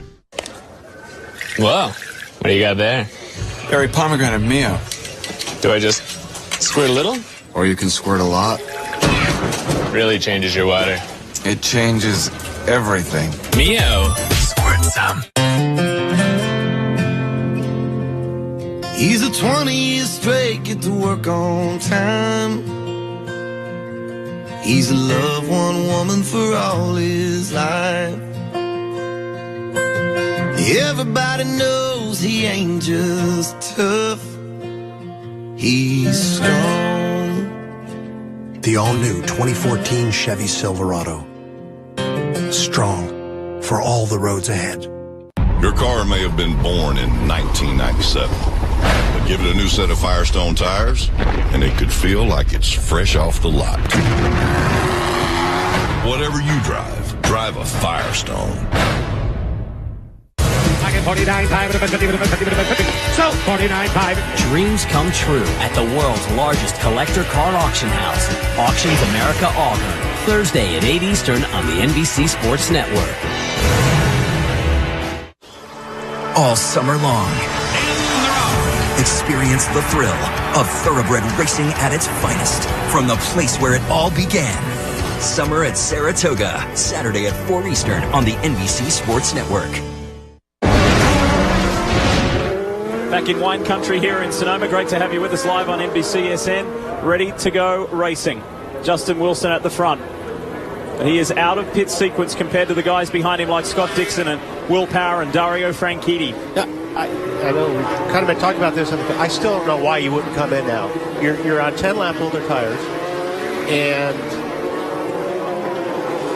you're still going to have one more stop. Well, I'll give you a quick update, and that is that for Justin Wilson, he's not yet in the window that he needs to make it in 2 more stops. So he needs about 8 more laps to get into that window for this all to sort out. Boy, with all these cautions, I'd roll the dice, get my stop over with, and hope for the best. Yeah, given that we've had a record number of cautions. Are you ready to go racing? We certainly are. It's round 15. This is the GoPro Grand Prix of Sonoma. Justin Wilson and Scott Dixon on that front row. Let's go. Wilson off to a flyer as he did before, but Dixon goes around the outside. Look at Scott Dixon. He really wants to win this championship. What a move. He wants that clear track ahead and put Wilson between he and Power and his teammate. That was awesome.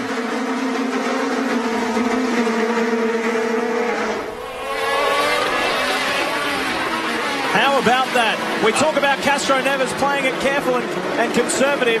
Dixon just went on the attack. You know, a lot of people don't appreciate just how brave you have to be to go on the outside of turn 1 at Sonoma. It is bumpy. It is 5th gear, wide open.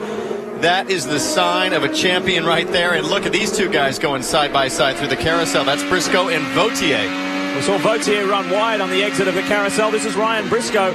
He has been on a charge ever since the original start, starting from 22nd. Ray Hall on the inside. Whoa, narrowly avoids contact with Kimball. Trying to make up for positions. And Lee, we're hearing that they're going to be black flagging Saavedra, car number 6. Yeah, that was a carryover from the last restart. They didn't get a chance to bring him down the lane. So that one's a carryover for Sebastian Saavedra in the True Car entry. So scrambling for track space. Ryan Hunter-Ray caught back in the pack after being off sequence in the DHL Andretti Autosport Chevy. Simona Di Silvestro and Ed Carpenter there. I mean, I think you're going to start seeing, again, I question this call, but I think you're going to see Wilson starting to slip back. He's got much older tires than these other guys right now. And let's watch Will Power here. He just got around Wilson, and he is on a charge. He needs a race win like a tiger needs a piece of meat. Let's show you how Will Power got around Justin Wilson. Talk us through, Wally. I'm sure Wilson's loose.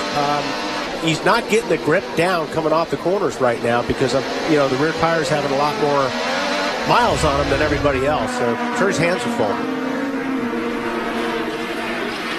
Will Power still in search of that elusive win in 2013, Marty. And Lee, on the radio, Tim Cindric knew that Will Power had to go. In fact, he came on the radio and said that you got to get around Justin Wilson. Why? Because both he and Scott Dixon have not had the primary tires on in this race. That's why Dixon was so aggressive trying to get the lead. They have those softer red tires on. They're much faster than those primary tires. He's trying to gap as much as he can as Scott Dixon. So Will Power had to go and had to get around Justin Wilson. And did it very effectively. About to tick over to lap 37 of this 85-lap race, so edging closer to the halfway mark on a beautiful afternoon in California. Dixon leads to the tune of 1.7 seconds over Will Power, Justin Wilson, Dario Franchitti, Elio Castro Neves, and despite being caught up in all the drama, Marco Andretti is still in 6th place ahead of Simon Pagenaud. Whoa, that's Graham Rahal getting by sports car race Lucas Luer. And Graham Rahal on the charge. He knows he's got a good car. He's frustrated about what happened earlier. He's trying to take back real estate that he feels is rightfully his from earlier. That was for 18th position, incidentally. There's Ryan Hunter-Reay immediately ahead of him. Can't wait to hear Lucas Luer's thoughts on his first IZOD IndyCar Series race. He has been in the thick of it today. Talking about a guy who's an FIA GT1 World Champion, a multi-time American Le Mans Series champion, including leading the P1 class this year. He's won Sebring, he's won Le Mans, he's won just about everything there is to win in sports cars. However, this is a whole new world for German Lucas Luer. Yeah, we talked a little bit. He was having fun. Yeah. He still was saying, there's a lot I still have to learn about these cars. And I think he was really struggling more on the braking and carrying the speed into the corner. But even though he was struggling, he had a smile on his face when he was talking to him. And he also held his hands up and he said, I just don't understand why these cars don't have power steering. Wilson's in. Justin Wilson finally pits. So, Wally, perhaps he should have taken your advice and taken it on that last yellow. Maybe, I don't know, maybe something it'll turn out for their strategy on their pit stops. But, boy, I would have much rather taken that yellow or that pit stop during the caution and not lost this much track position. Yeah. And Wally, that makes a very good point. But I think what they were worried about, they were worried that if the race was to go green the rest of the way, and they don't go for the debris right away. I'm surprised now they go up to the right front and finally get rid of that debris. It's another stint for Justin Wilson. Just over 9 seconds, and he stays on the red sidewalls. Now, he will only have to stop the same number of times as everyone else now. But obviously, as you hear from the pits, he has to stand on it. But that's my point. That's my point, Jan. Now he's just backward. Now he's doesn't have the track position, and he's on the same strategy. And there's a huge gap to the field. There's a huge gap. I think I would have rather thrown the dice, hoping for some cautions for the better track position. That's all I was trying to get to. And here is his young teammate, the rookie James Davison, who is ahead of Ryan Briscoe. And Davison is the biggest mover in this field. He's made up 18 positions. Really impressive job this guy is doing. I mean, really, this is fantastic. One guy to talk to. Wally, this guy is here on a wing and a prayer. Yeah. I mean, this thing came together last second. This is a tiny team, and this is a guy that is driving around in a beat-up old truck to races, and he's hanging on. Great pass by Briscoe, but like I said, Davison running 7th, now 8th, but looking strong based on his tire strategy. He's got a great attitude, too. He's a fun guy to talk to. He was so happy to be here, have this opportunity. Motorsport is in his blood. His grandfather, Lex Davison, was a Formula 5000 champion. His dad, John, was a long-time race promoter at the Sandown Raceway in Victoria and Melbourne. His dad, through some contacts, found some extra finance and was able to help James get in this seat this weekend. And he said, look, all I hope to do is do what I did at Mid-Ohio, stay clean and bring home a good car for Dale Coyne Racing. Well, James, you're doing a lot better than that. You're up in the top 10 and you're on the same pit stop strategy as these front-running heroes. Dixon is your leader, and this is huge for him. He needs to do this to keep his championship hopes alive and better and really start to put the squeeze on Elio Castro Neves. It's time to go through the field. GoPro takes us through the field, and we start with Marty.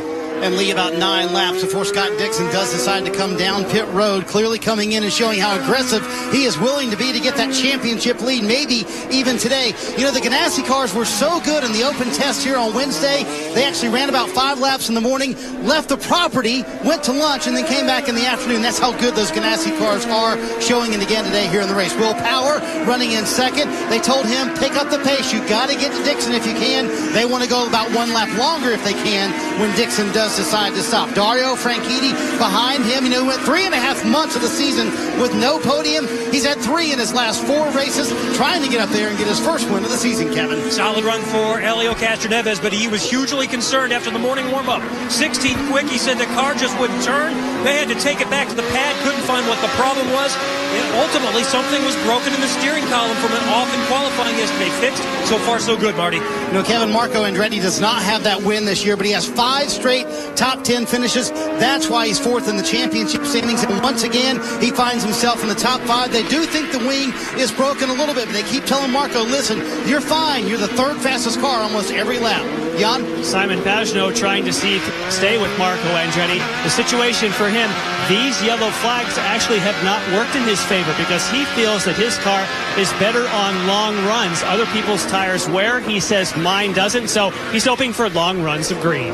Strong run for Ryan Briscoe. The only time this weekend the car hasn't been good, qualifying. Certainly very unfortunate, but good in all the sessions and today as well. And by the way, Oriol Survey is going to be in the car at Baltimore, and for the rest of the season, we can confirm for Panther.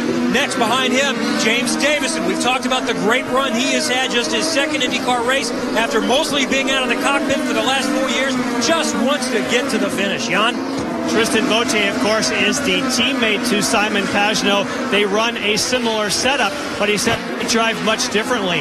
I like to slow the car down and work on my exit speed. So, yes, we can use the same setups, but different approaches to the corners. Now, talking about teammates, Simona Di Silvestro, who's behind in this position, has been trying to work through some of the setups for Tony Kanaan. But in the meantime, let's get to Marty. You see Ryan Hunter-Reay at the very front end of pit road, the first pit stall. They're trying to pit a little bit earlier than everybody else. You see him putting on those alternate red tires. These will be much faster. They're hoping to make up lap time. You see him leave pit road. You hear Michael Andretti saying, go, go, go. Go as hard as you can. They're trying to make up lap time. He only got guys from 21st to 16th, but he did use the primary tires. He's done with those for the day. I think that's a good call, Marty, to bring him in a little bit, because he can make up a lot of time on these guys now. Hit him a little bit early because those tires have so much more grip. Getting close to the halfway mark of the GoPro Grand Prix of Sonoma. This guy needs a good result, Ryan Hunter-Reay, to stay in touch with Dixon and Castroneves. Looks good from above, doesn't it? Sonoma Raceway for the GoPro Grand Prix of Sonoma, round 15 of the IZOD IndyCar Series, here live on NBCSN. Great to have you with us, and look what's happening up front. It's Ganassi versus Penske. You know, it went for so long this year before one of these teams scored a victory. It was Helio Castroneves in Texas to get the first win for both these teams, for either team I should say, and now it's Dixon Power going at it at the front. There's only 0.6 of a second between them, and they've got a 4-second margin over the 3rd place Dario Franchitti. Marty? And Lee, this could come down to a duel on pit road as well. I wouldn't be surprised to see Will Power's team trying to go 1 lap further than Scott Dixon. And to add to all this fun, they're right beside each other, pitting right beside each other. So Tim Cindric and Mike Hull can literally look at each other and kind of go, hey, what are you going to do, dude? No, what are you going to do? This should be fun, because clearly Power a little bit faster than Scott Dixon right now. And this is something we didn't expect to see, because the Ganassi cars over the last few races have been so strong on grip and tire management. They've been incredibly forgiving. So to see Will Power catch is impressive. Seen Sebastian Bourdais and Vautier pitting. Didn't you mention, though, to me this morning about a lot of wear on the rear tires of the Ganassi cars? I talked to the Ganassi guys. They were seeing cords on the blacks at the end of a stint. Okay. Oh, look at this. Marco Andretti on the inside of Helio Castroneves.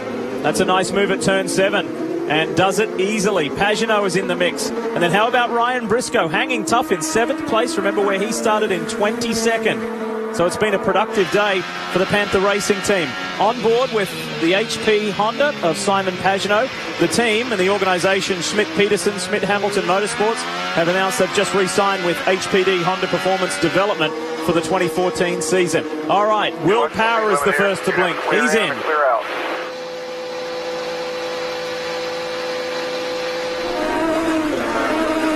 And Lee, I think Will Power and his team would have loved to have tried to go a lap longer, but they just couldn't make it work. They're going to go the primary tires here. All these leaders are going to go the primary tires. You see Will Power pitting here. He'll go with scuffed primary tires. They did ask him, do you want a wing change? A little bit of trouble getting the fuel nozzle in there, but you see Scott Dixon on the right-hand side, taking a little bit longer for Will Power. We'll see if that's a penalty as he cycles out with everybody else, Jan. And Marty, Simon Pagenaud just finishing his service. He also went with primary tires, but decided, oh, look at this. It's wheel-to-wheel leaving the pit lane, and it'll be as soon as they get off the speed limiter, he gets the position up the hill. He went with the sticker blacks this time for Pagenaud. Here's the view from Ryan Briscoe. And talk about how hard this outlap is, Townsend. It's critical. And what's difficult is that this is a track that has so much vertical compression, as we see Wilson and Saavedra awfully close side by side into the carousel. Places like turn 6 here, you get a ton of vertical compression. And on cold tires, Wally, you don't have the tire pressure. Very challenging. Yeah, it's fun to watch these guys, especially on the onboard, how much they're moving the wheel. Because there's just, like you said, there's just no grip on these tires until you get some heat in them. Scott Dixon is on his way into the pits. Now we're going to watch very carefully as to where he cycles out in relation to Will Power. It's a critical lap for Will Power. And it's also a critical time for the Ganassi team to service this man, their race leader, the best they can. And Lee, Scott Dixon once again proving being the master at saving fuel. He hits pit road here. They're going to put on the primary sticker tires for Scott Dixon. We'll see if that was an advantage for Will Power. We'll see where he cycles out. This is going to be pretty close. Will Power coming by. I think Scott Dixon's going to hold on to that advantage. Oh, there's Dixon. Here comes Power on the inside. Dixon's going to make it very hard for the Penske driver. And the benefit for Dixon at this track is that the pit out leads right to the apex of turn 2, and you can just drive straight there and block the guy from behind. Now he's got to hang on here on this critical outlap on the primary tires, the blacks, which is so hard to do. Look at Wilson's all over the back of Power. Yeah, I'm actually surprised. I thought Power would be able to get a little bit more on him because of the cold tires coming out. This is Will's last chance, I believe, right now on this outlap is out of the carousel, and Dixon is flying. He's up. Yeah, that's not even a contact. That is a brilliant job by Scott Dixon on cold tires. Outside. Good. Marty brought up a really relevant point there earlier about Scott Dixon doing another good job at saving fuel. I asked him many years ago, why are you so good at that? He said, do you remember ages ago when we used to run Toyota engines back in the kart days? He said, I did a ton of testing, engine testing, and we used to work on that during the testing. And he said, I kind of transitioned that into my racing. Yeah, you know, the key is really coasting. It's trying to spend time coasting, which is a difficult thing to learn, but Dixon's very good at it. I also think we're looking at the Chevy versus Honda fuel efficiency situation that we've talked a lot about this year. Marty? And Lee, I talked to Scott Dixon about that as well. He said, honestly, at that time, that was our only shot with Toyota to win races. He said, we had to become very proficient at saving fuel because that was my only chance. So I got very good at it very quickly. And when you do that for days on end, for years, it works out pretty well, Kevin. Elio Castroneves pitted from the 5th position under green, comes out in 9th. They made a massive front wing change. 2 turns on the front wing for Elio Castroneves. Hanging into that championship fight. He's been in the top 4 9 times in his career. Has come so close many times. Is the leader right now heading down the home stretch. And Kevin, I think one of the reasons you're talking about a massive front wing change is when you go from the reds to the primaries, there's an anticipated loss of rear grip. So they're probably pulling front wing out of the car to anticipate the rear grip loss from the blacks. If you're new to IndyCar, watching, there are 2 tire compounds. There's the black wall and the red wall. You have to run both compound at least once each in the race.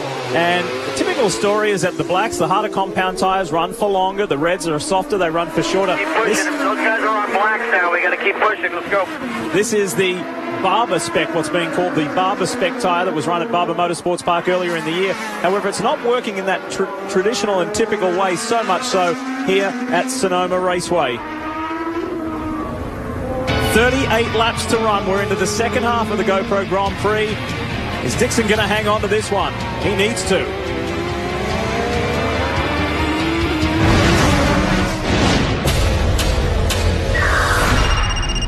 Where's my wife? She's fine for now.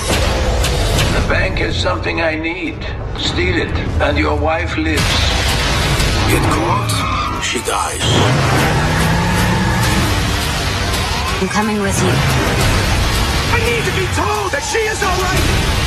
What are you doing? Stop the car. I'll do whatever I have to get her back. Getaway. Rated PG-13. Starts August 30th.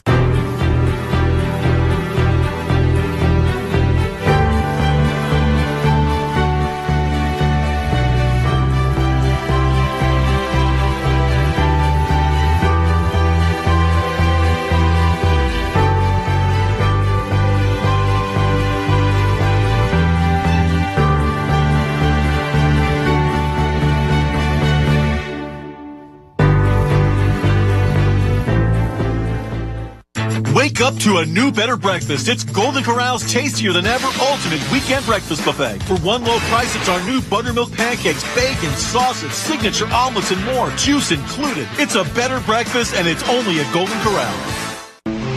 Progress isn't about where you've been. It's about where you're going. The new Ram 1500. Best in class 25 mpg. North American Truck of the Year. The Truck of Texas. Better residual value than Ford and Chevy. It's the fastest growing truck brand in America.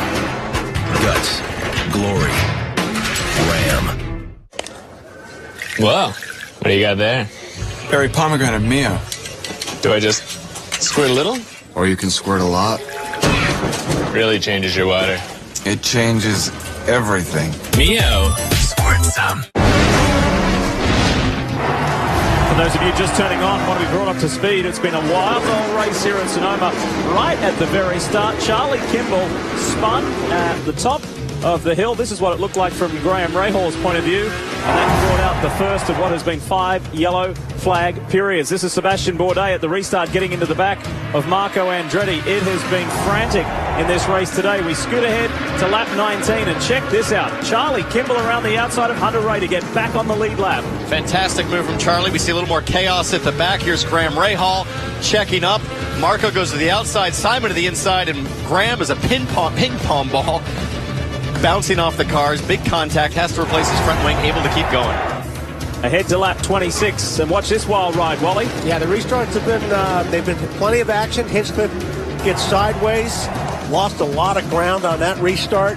But like I said, the restart's here. See Dixon on the outside, takes the move, takes the position from Wilson.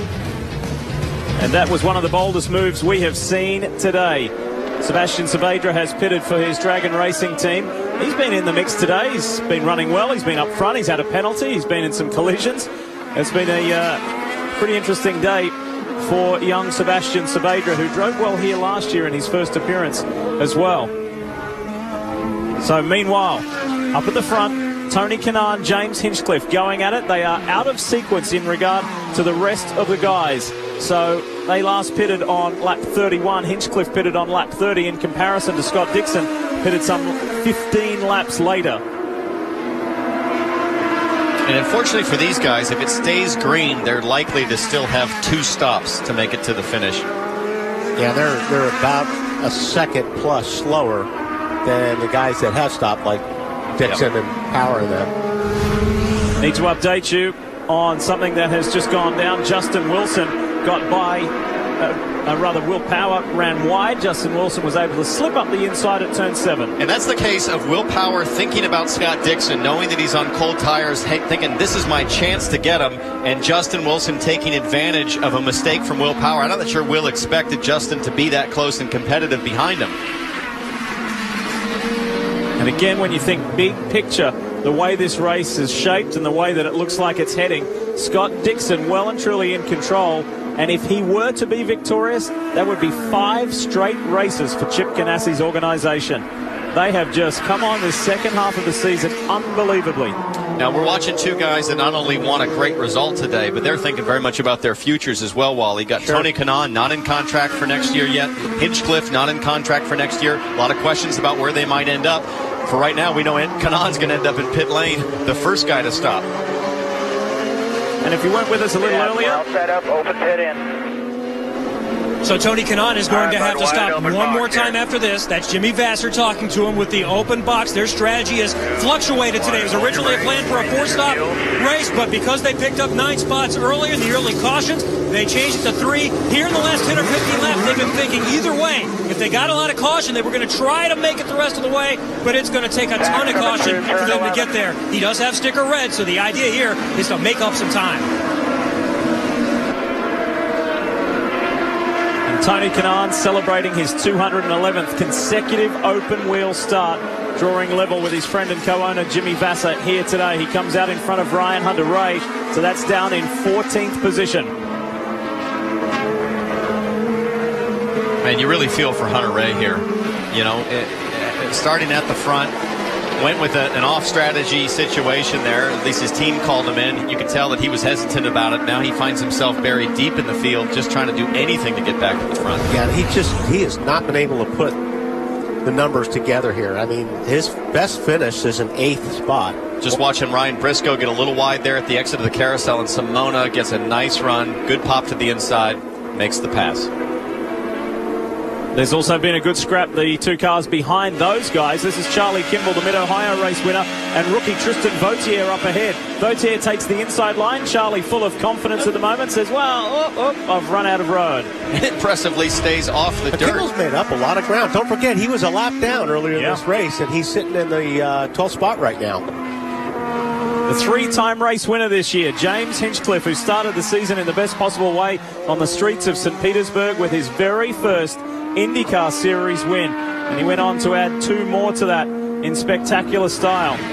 In Brazil, where he passed Takuma Sato on the last corner on the last lap, and then of course in dominant fashion in Iowa. So 3 very enjoyable wins for Hinch.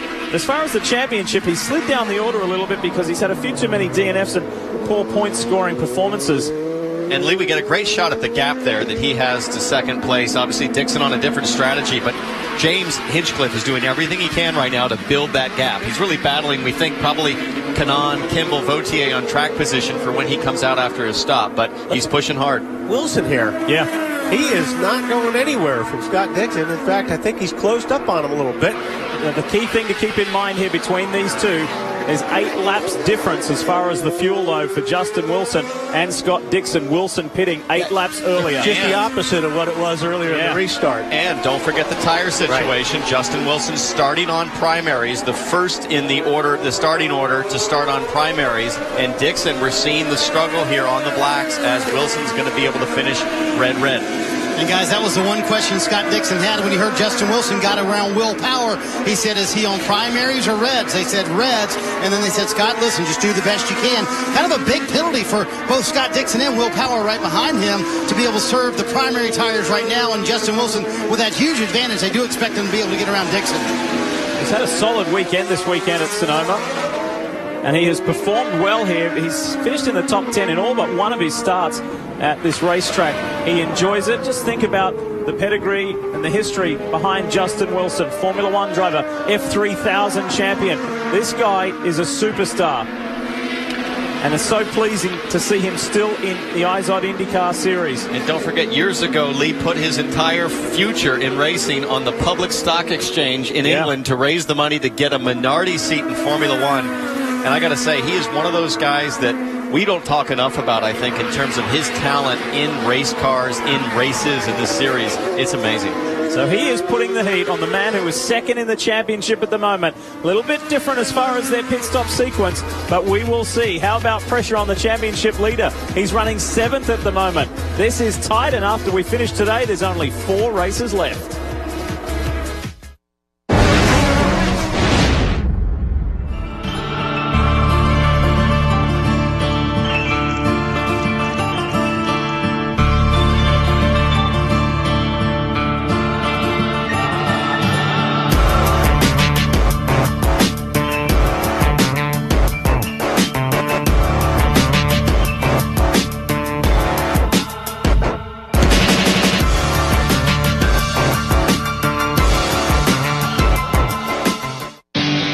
For 185 years, Irwin has been making professional tools for professional tradesmen.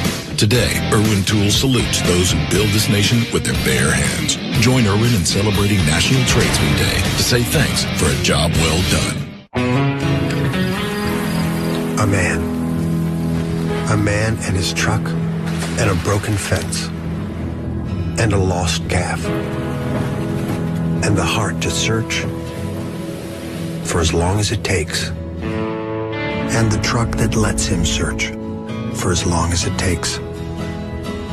The all-new Chevy Silverado, the most fuel-efficient V8 in a pickup, strong for all the roads ahead. Your car may have been born in 1997, but give it a new set of Firestone tires, and it could feel like it's fresh off the lot. Whatever you drive a Firestone. Give me your street circuits, your ovals. Give me your road courses and your cathedrals of speed. Give me drivers who live to put it all on the line and cars unlike any other. Because this is America, and here we race IndyCar. Sunday on the NBC Sports Network. In the break, James Hinchcliffe stopped to have his GoDaddy machine service from the Andretti Autosport team, and he has gone from leading the race, and he cycles back out behind Simon Pagenaud, ahead of Simona Di Silvestro in 8th position. We welcome you back to our live coverage on NBCSN. This is the GoPro Grand Prix of Sonoma, and we check in with Jan Beekes. And Lee, James Hinchcliffe was able to put on sticker red tires. Remember, he was one of those that started on the primary black, so now he has his best tires of the day on the car and clear sailing ahead of him. This may still work out okay for James Hinchcliffe. Of course, he still has one stop to go, but so does everyone else. And he has that one stop, but by virtue of just making his second to last stop, he could theoretically keep the reds on, not put tires, and just short fill Wally, and maybe make up a gap. Yeah, certainly. I mean, he's in a pretty good spot right now. Like Jan said, I mean, he's got really good. He's got the best tires on than anybody that's running right now. And he's actually had, he picked it up on the 4 or 5 last laps. He's actually running some really good lap times when he was out front. Coming into this 15th round of the championship, there was a 31-point advantage to Helio Castro-Neves. The man closest to him in the championship leads the race at the moment. There he is, Scott Dixon. We check in with the predictive points as they run of now, and it would go from 31 to 8 to the advantage of Scott Dixon in a massive way. So Castro-Neves would still be the championship leader, and Ryan Hunter-Reay would be pushed out of third place by Marco Andretti, his teammate. However, we've got just under 30 laps to go, so there is a good portion of this race still to be run. And thankfully, guys, we've got into a nice rhythm now. We've got rid of the yellows. Touch wood. Well, they say cautions breed cautions. Yeah. We've certainly seen that today. But this is a fascinating battle. Watching Justin Wilson just work away. And again, I'm just debating, has Wilson decided I'm just going to take advantage of the high grip to allow myself to save as much fuel as I can to go longer, or is he still trying to get by, Wally? I'm going to say he's going to try to get by. That's Justin Wilson. The way you can just see, he's just really trying to size up Dixon here, and he's waiting for one little slip up, which Dixon doesn't make often. We're hearing Wilson's going to pit in about 3 laps. One of the best ways to get by at Sonoma is to just kind of show your nose constantly and see if you can get the guy in front to make a mistake, trying too hard to stay ahead. And think about this, guys, too. Justin Wilson, while everybody else has been on vacation, has been in the groove, in the racing groove. The last 2 weekends, he's been competing in the Rolex Grand Am Sports Car Championship for Mike Shank Racing, partnered with Gustavo Yackerman. Not super results. He had a 6th and then a 14th, but nonetheless, he has been in the racing mode while everyone else has been on a mini summer break. Scott had gotten through the carousel very well. You can see he pulled about 3 or 4 car lengths through the carousel, but boy, Wilson made it all up on braking. I think you're right. Wilson wants to get by. One of the things I overlooked is that they're 8 laps different on strategy, so there is no fuel save there. Good run from Justin Wilson. Nonetheless, it's allowed Will Power to gather up a whole lot of ground on them, hasn't it? Yeah, but you know what? If you look at it, Dixon's car is a lot better right on the newer tires. When it comes to a long run, we saw it the last time. Power made a ton of ground up, at the end of the run, and we're seeing that happen exactly right now. Power is in pitting in two. Power is in a very strong position as he was 12 months ago here. And before that, remember, he went all the way to see the checkered flag first in consecutive years in 2010 and 2011. So Will Power performs beautifully on this circuit. Which if this plays out and we stay green, I think Power's in the better spot because his car is better on the longer runs. I agree with you, Wally, but he also didn't get the same mileage Dixon did on the last stint. Dixon was able to go one lap longer, then came out and blocked Power straight out of the pits. Yeah, so I think Power's got to try to get around here, or else Dixon can stretch it again a little bit longer. Yeah, but what I'm saying is if after they make their pit stop, if they've got the same gap, when we get down towards the end of the race, Power's car is a little bit better. No question. Yeah. And that's the one thing they keep talking about on the 12 car. And also the fact, remember, they had a little bit of a slower stop than Scott Dixon did last time. If the 12 team executes this time down pit road, they'll both be on those softer red tires. This could be a fantastic battle for the win. And just to highlight the violent nature and just how fast this Sonoma Raceway is, let's take a ride with Will Power and enjoy the run through turn 1 and up the hill, and then turns 3 and 3A. It is quite something else. Turn it up, have a listen, have a ride, and enjoy.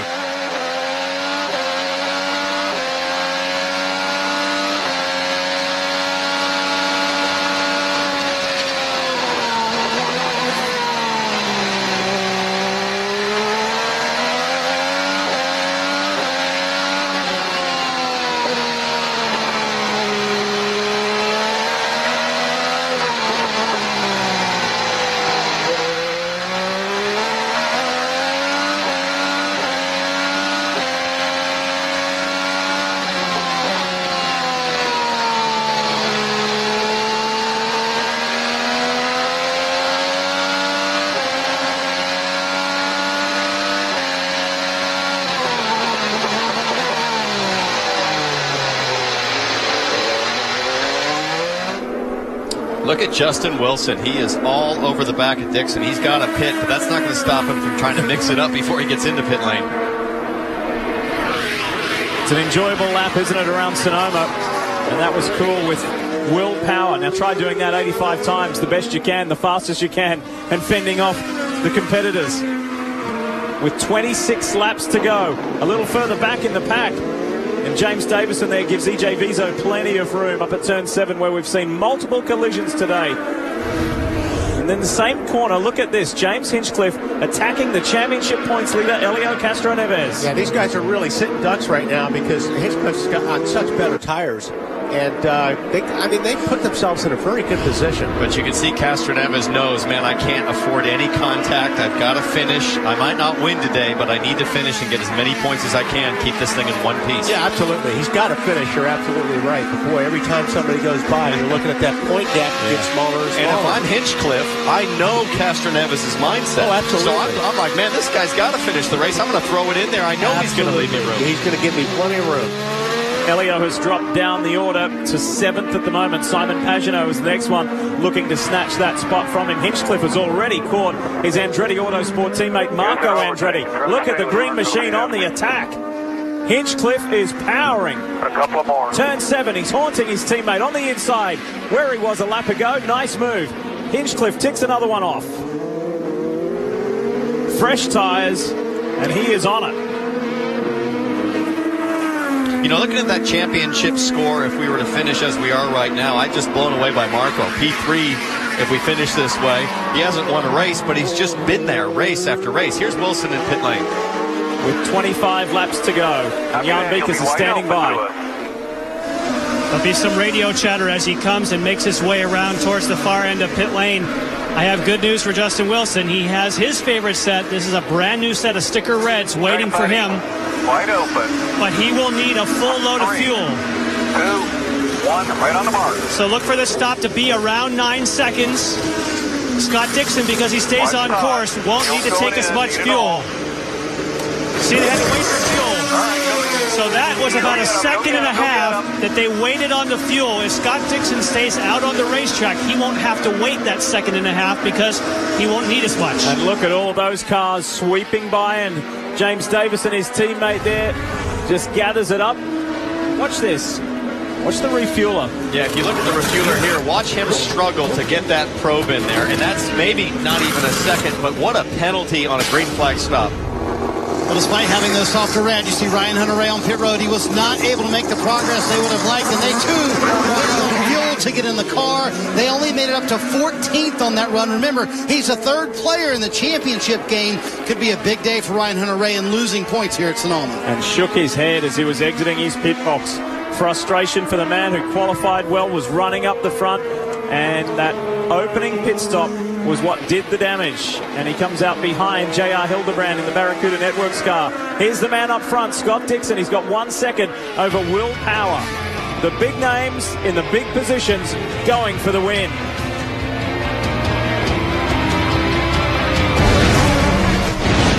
Your car.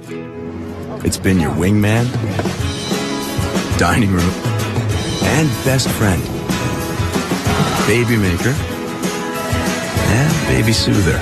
At Pennzoil, we know it doesn't matter what you do in your car, it only matters what you put in it. That's why Pennzoil is designed to give you unsurpassed engine protection, so you can protect your car and the memories made in it. Save 50 cents per gallon on Shell fuel with a 5-quart purchase of Pennzoil Synthetics. Make it a Pennzoil change. Inside yours. Keep pushing here, bud.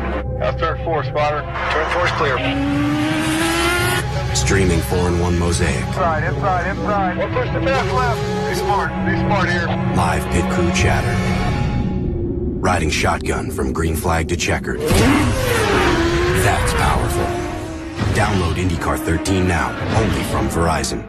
For decades, beaches looked the same until one man changed summers forever with a pair of scissors, creating the bikini. Creative thinking goes into everything we build. This is the Mazda way. So at the Mazda New Model Celebration, you'll find our newest models, not closeouts. With our latest technology, innovations, and bold designs. See your Mazda dealer today. See the all-new revolutionary Mazda 3 in dealerships this month. What do you drive? Longhorn knows for great taste, nothing beats your favorite, like our juicy outlaw ribeye, Parmesan chicken, and grilled salmon. Come taste your favorite tonight at Longhorn Steakhouse. You can't fake steak. Visit LonghornFavorites.com now for an exclusive free appetizer coupon to go with any fresh favorite. Whoa. What do you got there? Berry pomegranate Mio. Do I just squirt a little? Or you can squirt a lot. Really changes your water. It changes everything. Mio. Squirt some. Live in Sonoma, and the troubles continue for Joseph Newgarden. You saw him stationary on the side of the track. There's a flurry of stops in pit lane. Marty? Impressive day for Charlie Kimball. He was dead in the water on lap 1. They're waiting on the fuel. He ran his way into the top 10 after being a lap down. Caution out on the racetrack now, and that's a huge break for Charlie Kimball and all these guys who just pitted right now. We'll see how this one cycles out. Wow. And all of a sudden, here come the guys who are running in the top 2. Dixon Power on the lane. This is the race for the race. Marty? And guys, this could be the race. They did make it to pit lane. Both Will Power, who you're riding along with, and Scott Dixon. You see him right in front of him. They will pit literally front to nose to tail. Right here as Will Power hits his stall, Scott Dixon hits his stall. Neither driver wants changes on their car. They'll both put on stick air red tires and see who can win the race off pit road. Remember, Power's guys had a slow stop. Whoa! Dixon will hit the race, and he hits a guy from Will Power's crew here on pit road. I think at least 2 are down. Tight pit there. I mean, you could see that coming. Oh, you hate to see that. Good to see them both up, at least. You very rarely see that. That was nasty. And that will most certainly. But yeah, be Power under was. review. I mean, he had to get around Dixon to get in the pit. If we look at it again, I mean, Power may have been out a little bit more. You know what I'm saying? It was really the right rear guys were pretty far out. Take a look at it. But I mean, that just illustrates the anxiety of everybody. Let's watch this here. See how the right rear is kind of, boy, that's just tight. Whoa. Well, he's walking, the pit crew member is walking casually with the rear tire sort of hanging out. Yeah, and that collected the rear left, didn't it? I don't know. I mean, we have to see it at a different angle. It's tough to put that on Scott. You would expect the crew member to do everything See he can how to he's get out of pushing the way. white line right here? Yeah, but watch this guy. Look at him. Look at him walk there with the tire in his hand. Didn't even look like he was looking at Scott. Well, it didn't look like he made any effort to get the tire out of the way. He just sort of hung it out, and it just ripped right out of his hands. This will be the best angle. Watch this. So stop there. And look at that. I mean, he's just walking as if he's carrying groceries home from the store, and Dixon's absolutely clear of this distance, which is the normal distance you measure. And, I mean, the crew guy just flat wasn't paying attention. Either that, or that's a bit of a second base place in baseball. Like you're stealing a base. Being the conspiracy guy that I am, I'm looking at it going, you know what? I'm going to hang out here and I'm going to make him go around me, and maybe that, So yeah, I mean, we've seen that a lot in racing. That was a pretty cool move. Yeah, man, I'm happy to see him get up, but he's going to be sore tomorrow. So good to see the crew member get up and walk away. And there were 2 crewmen involved in that incident that is under review from race control at the moment. So Marty is down there speaking with Merrill Kane, the public relations officer for Penske Racing. So we're under full course yellow for Joseph Newgarden's Sarah Fisher Hartman racing car to get rescued. Been a troublesome day for young Joseph. He had gearbox issues earlier in the day. That put him some 6 laps down. And then we'll wait for a report as to what happened to the 67 for him to come to a stop off course. Wow. Far from done here in Sonoma. What a day it's been.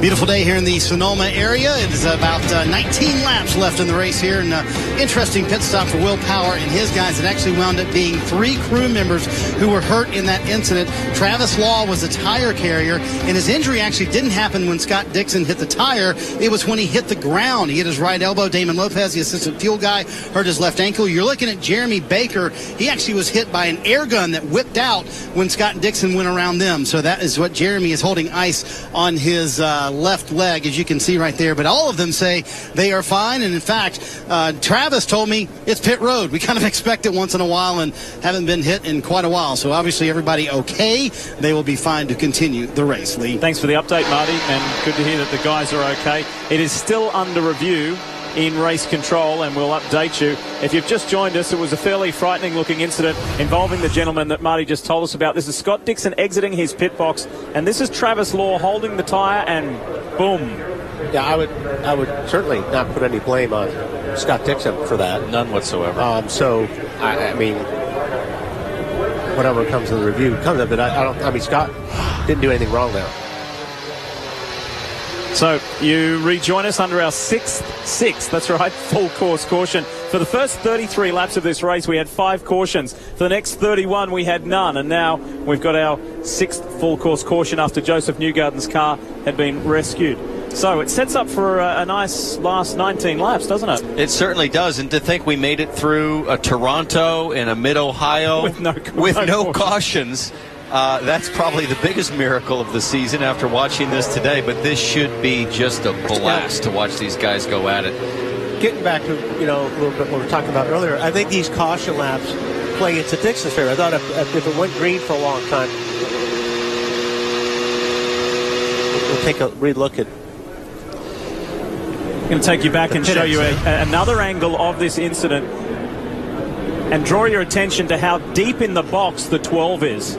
Yeah, those boxes, though, are those painted, Wally, for the NASCAR race? Because what I'm looking at is this T right here. That T is the tape that is laid down by the Penske team that defines where power should start, stop. But that's the fuel line. So that's where they've been set up all day long. They may have set it up. See, here you can see those white lines are for the Cup race. They are not for the IndyCar race. And Townsend, you're correct. You can see the very end of Will Power's pits, and right where that target sign was is where Scott Dixon's pit actually begins. So they were actually kind of in the middle of their pit box. Anyway, getting back to, I think this plays into Dixon's hand right now because of the tire situation we talked earlier. The more caution laps these guys run, the better Dixon's going to have it now. I think Power had the advantage if we had a long green run. And 3 of the top 5 runners are winless this season. Regardless, turn one's going to be fun. Yeah, it will be. So, turn 1, how about turn 3? How about the hairpin? I mean, it's going to be a heck of a first lap. So Will Power's going for it for selfish reasons. Dario Franchitti's going for it for selfish reasons. And Justin Wilson going for it as well. It's going to be good. For Dixon at the front, it's all about championship, and he is closing the window on the man running 6th at the moment, Helio Castro-Neves. And with only 4 races to go, this is going to be fascinating.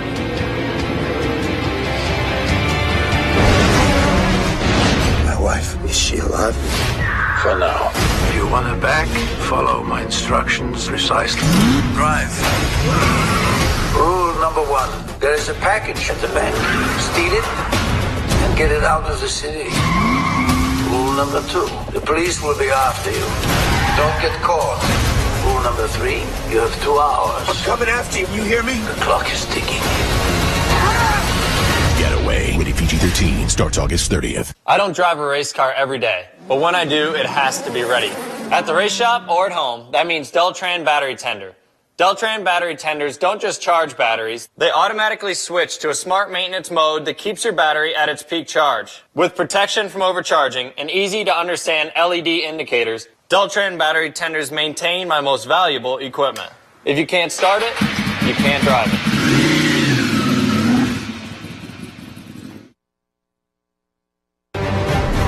The British are coming! Oh, wait.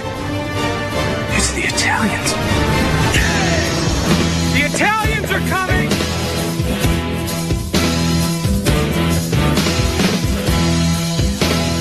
The 5-passenger Fiat 500L. It's a big new world. This is going to start a revolution. Tottenham Hotspur's new manager. A-team I coach, they're going to play hard for all 4 quarters, okay? 2 halves. Okay, halves. We're going to play hard for 2 halves. And we're going to play till there's a winner and there's a loser. What's that? A tie. Okay, till there's a winner, a loser, or a tie. Yeah, do we have any goals this season? Absolutely. We're going to win a lot of games. We're going to get in the playoffs. No playoffs. There's no playoffs. My job just got a lot easier. Premier League is on NBC and the NBC Sports Network. Welcome you back to our live coverage here on NBC SN. Lee Diffie, Townsend Bell, Wally Dallin back. Good to have Wally back. Marty Snyder, Jan Beekes and Kevin Lee, Robin Miller with us as well. And we are working our way back to green. Now, you've just seen an interesting altercation between the 12 and the 9 teams of Power and Scott Dixon. It was tight last year at Mid-Ohio as well, and it went to the favour of car number 9. Look at Dixon just beating Will Power out. If you've just joined us, there was an interesting sequence of events that went down in the pit lane here at Sonoma Raceway, where a crewman, Travis Law, was hit by the car of Scott Dixon, and it's been under investigation. It's been up for discussion. The boys have been going at it here during the ad break, but so far we have heard nothing, and thankfully the crewmen that went down from Penske Racing are okay. The one thing I'm wondering about, Wally, and I hate to belabor this, but it's pretty interesting, is what is the protocol for the right rear guy when you finish a tire change? Does it vary team to team? I'm trying to remember now, because normally I'm used to seeing the right rear guy just finish the stop. Well, I guess they pick up the tire and walk back. They pick up the tire and but at what urgency? Yeah, I don't think there is anything in the rule book as far as urgency. Obviously. But when we watch that Mid-Ohio replay, the tire changer clearly got the tire out of the way for Dixon. All right, let's pair up, please. Let's pair up. With this late race 6th caution, it has brought several other players into the mix. It may not all be about Scott Dixon and Will Power. Keep your eyes on Wilson. Keep your eyes on Hinchcliffe. How about Simon Pagenaud and Marco Andretti? Let's go racing. Is this for the final time? We hope so. It could make for an interesting race to the end. Scott Dixon, look at Franchitti on the inside. Dario Franchitti. Castro-Neves is right in the middle of that. Almost another wreck. And Power back on Dario. Good forceful driving, and Justin Wilson wants to pounce as well. Franchitti is relentless. Look at the target driver, but he had to yield into Wilson. Dario Franchitti got a great start, got 2 spots, had to give up 2 spots, now back to 4th. Castro-Neves on the outside of Marco going in. Word just in from race control. Car number 9, race leader, championship contender Scott Dixon will be penalized for that pit lane infraction. You got to be kidding me. Well, I'm going to have to get some clarification on that. I don't understand what he did wrong. Well, look at this. Mike Hull is down there speaking with IndyCar officials and saying, what? Tell me more. What in the world would he get a penalty for? How does he do anything different? Mike Hull is the general manager of Chip Ganassi Racing and has been around through the pits. Oh, I wouldn't.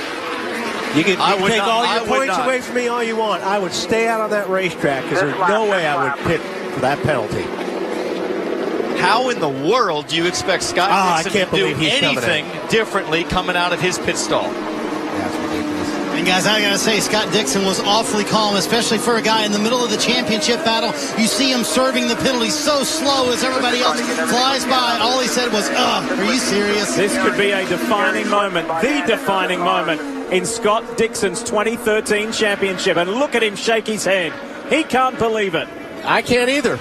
I don't think any of us can. I'm not even in the car. I'm fired up. Well, and of course, Mike Hull just brought up on the radio, considering that was Helio Castroneves' teammate. I totally disagree with that call. A little bit upset, obviously, here on the target team. And look at how it swings. Dixon was in a position of being within 8 points of Castroneves, and in positions as they run now, he would be 43 points behind. That is huge, Kevin. And obviously, Helio Castroneves and Roger Penske, who is calling his strategy today, have been closely monitoring this situation. Throughout the day, since it hasn't been a winning type day for them, I think they've been championship racing. Roger has been saying stay cool, and during this last restart, a little bit more cautious with the pending penalty, and he just told Helio, penalty for the 9, stay cool, we're good right now. And there is Castroneves. At the moment, Helio runs in 8th place behind the defending series champion Ryan Hunter-Reay.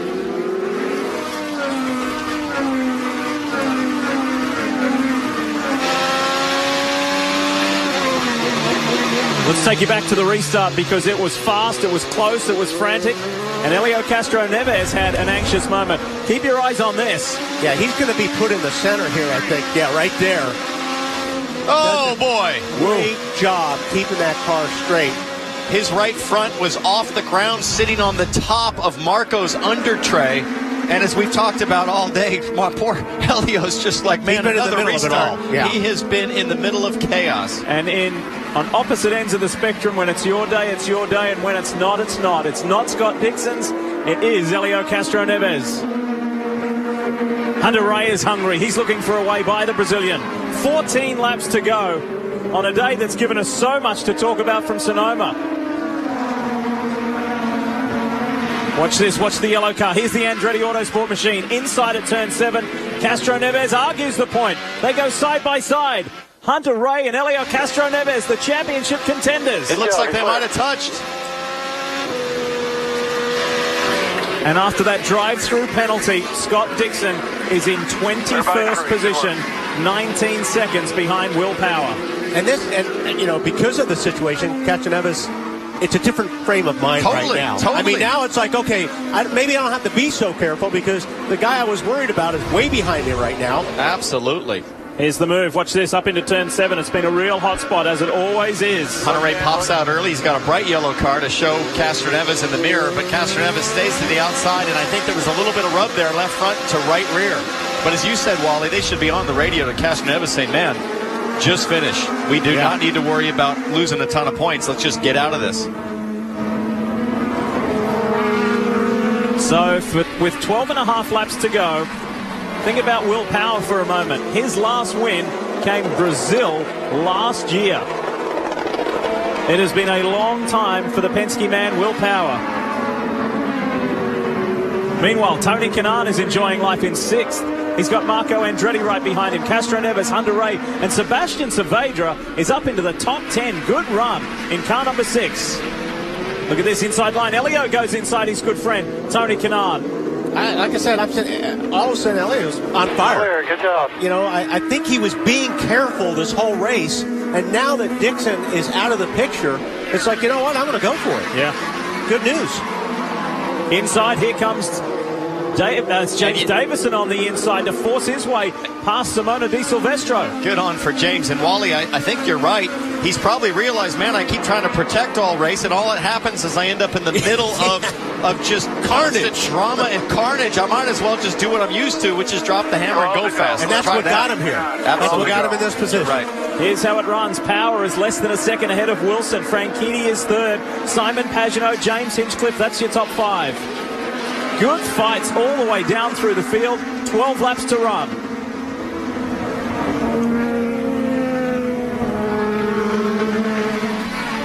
And big cloud of dust there. I got to tell you, when you're coming around this racetrack, that is a blind corner 3A. When you come over the hill and you see dust, it is awfully hard to not lift. You're just hoping that the track is clear. And Will Power especially is hoping, because he got hurt and had a big shunt years ago with a guy sideways on the other side of that hill. Here's an interesting story, guys. These two guys on track, Sebastian Saavedra in 10th and James Davison in 11th as Hunter Ray goes on the inside of Canaan. They used to share a house together. They hang out together. They're good mates. They go racing together, but they've never raced IndyCar this close together. So this will be interesting if there's an opportunity for James Davison to pass his good friend. No question. Now, there's an opportunity for Ryan Hunter-Reay to continue. He's got 12 laps left to go here, and he just got around Canaan. He's going to be flying to the front, see if he can get around Castroneves now. It's good. It's a good second half of the race for RHR. He's certainly in a position that he thought he may not have been when he was buried in the field earlier. Did a complete stint, and as high as he could go was 14th. At the moment, the defending series champion is 8th. He's some 12 seconds behind our race leader, Will Power. That's Castroneves and Andretti up ahead.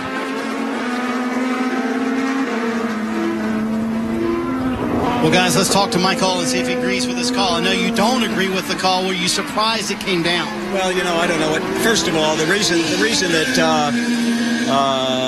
they did what they did is because of the safety for the guys that go over the wall. Let's face it. The guys that work on all our race cars they're the most important ingredient that we have.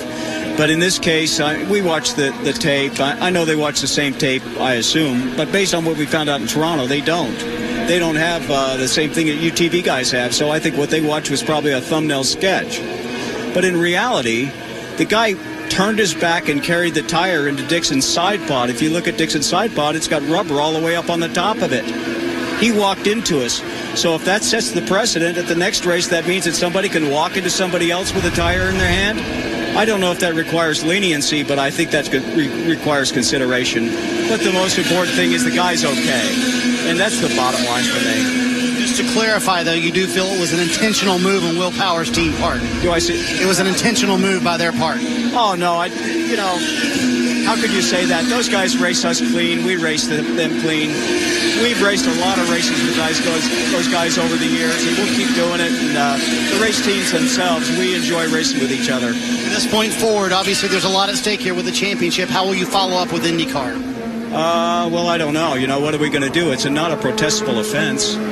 So we don't really have a recourse. And the court of public opinion is going to be split on it. So, we'll just go to Baltimore. All right, Mike Hall obviously upset with what happened to Scott Dixon and the penalty lead, but this will be a rough day for that 9 team. Well, and the answer was very interesting from Mike Hall, because you saw the passion bubbling underneath, because that could have just killed Scott Dixon's championship chances, but then showing concern for the welfare of the crew guys. I mean, Lee, so what kind of precedent does that set, as Mike points out? So I see a nickel on the ground, and I bend over to pick that up, and I get hit. Is that a penalty? My shoe's untied. I understand the reason they're doing it, because they're trying to keep these guys safe on pit lane, which is the most important. But in this incident, the guy was not paying attention. And he made it as wide as possible. Carrying a rear tire off your hip instead of in front of your body is about that's 3-4 feet. So I don't agree with that. I mean, they're obviously going to call it the way they see it, but I just think that Scott got robbed on that. Yeah. It's going to be a point of discussion for a long time to come. So we're inside the final 10 laps. We're going to squeak in one final break and come back to take you to the checkered flag. Could Will Power, here he is, get his first victory in more than a year?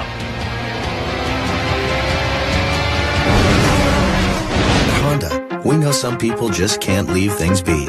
They wonder how much faster this thing could go. Weighed less or turn sharper. They know that things can always be better.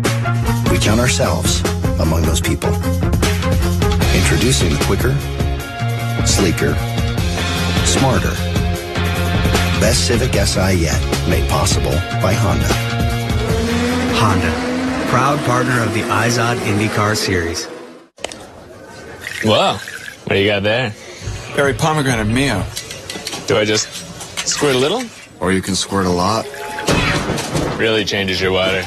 It changes everything. Mio, squirt some. The drivers of Quicken Loans.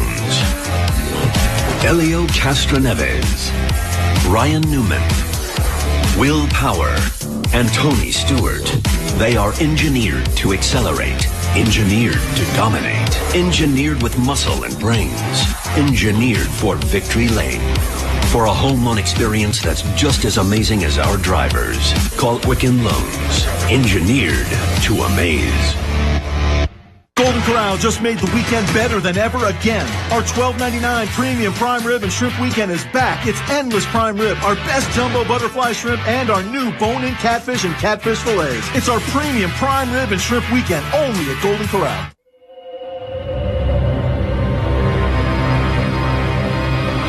Introducing a car company that's never made a single car. Legendary durability. Impressive mileage. Firestone tires. So unstrap the saddle. These old stallions are ready to run. Again. Whatever you drive a Firestone. We're back live at Sonoma and drama. We're up in turn 7. Fancy that. Charlie Kimball, Takuma Sato, and Ed Carpenter. Can they get you going or anything? No. No, it's dead. And Charlie Kimball's front end is nowhere near the ground. No. What a scrappy day. Scrappy day here in Sonoma. And we are looking at possibly our 7th full course caution.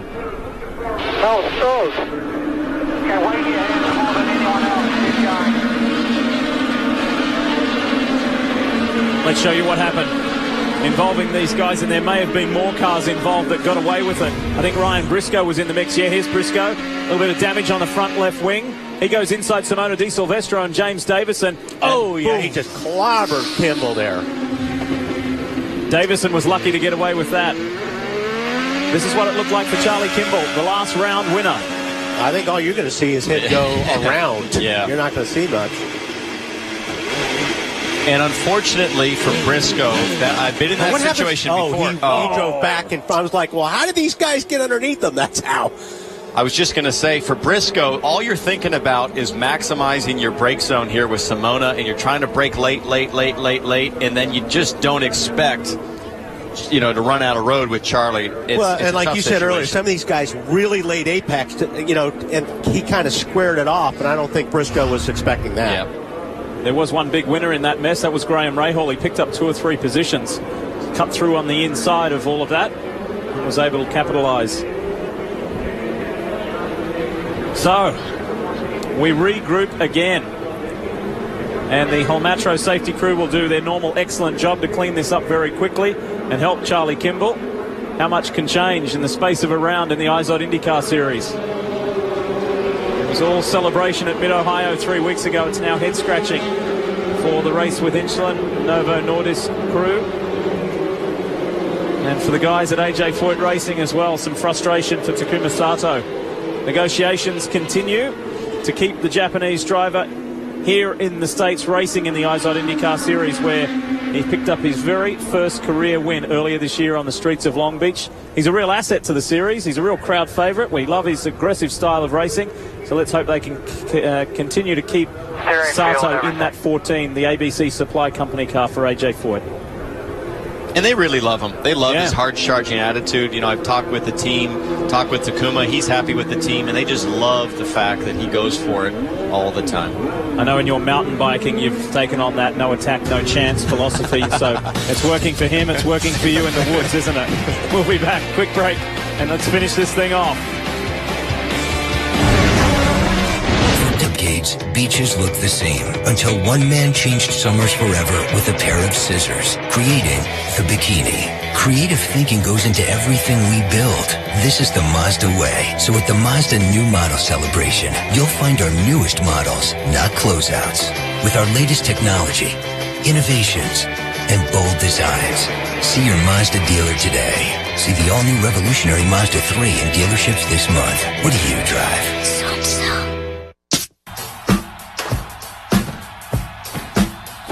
We'll never know if somehow, in some way, we can affect the outcome of a game. But when the clock's winding down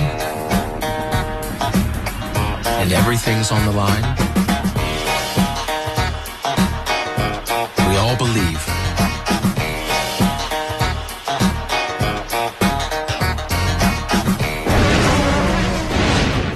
You're watching IndyCar on NBC SN, brought to you by GoPro.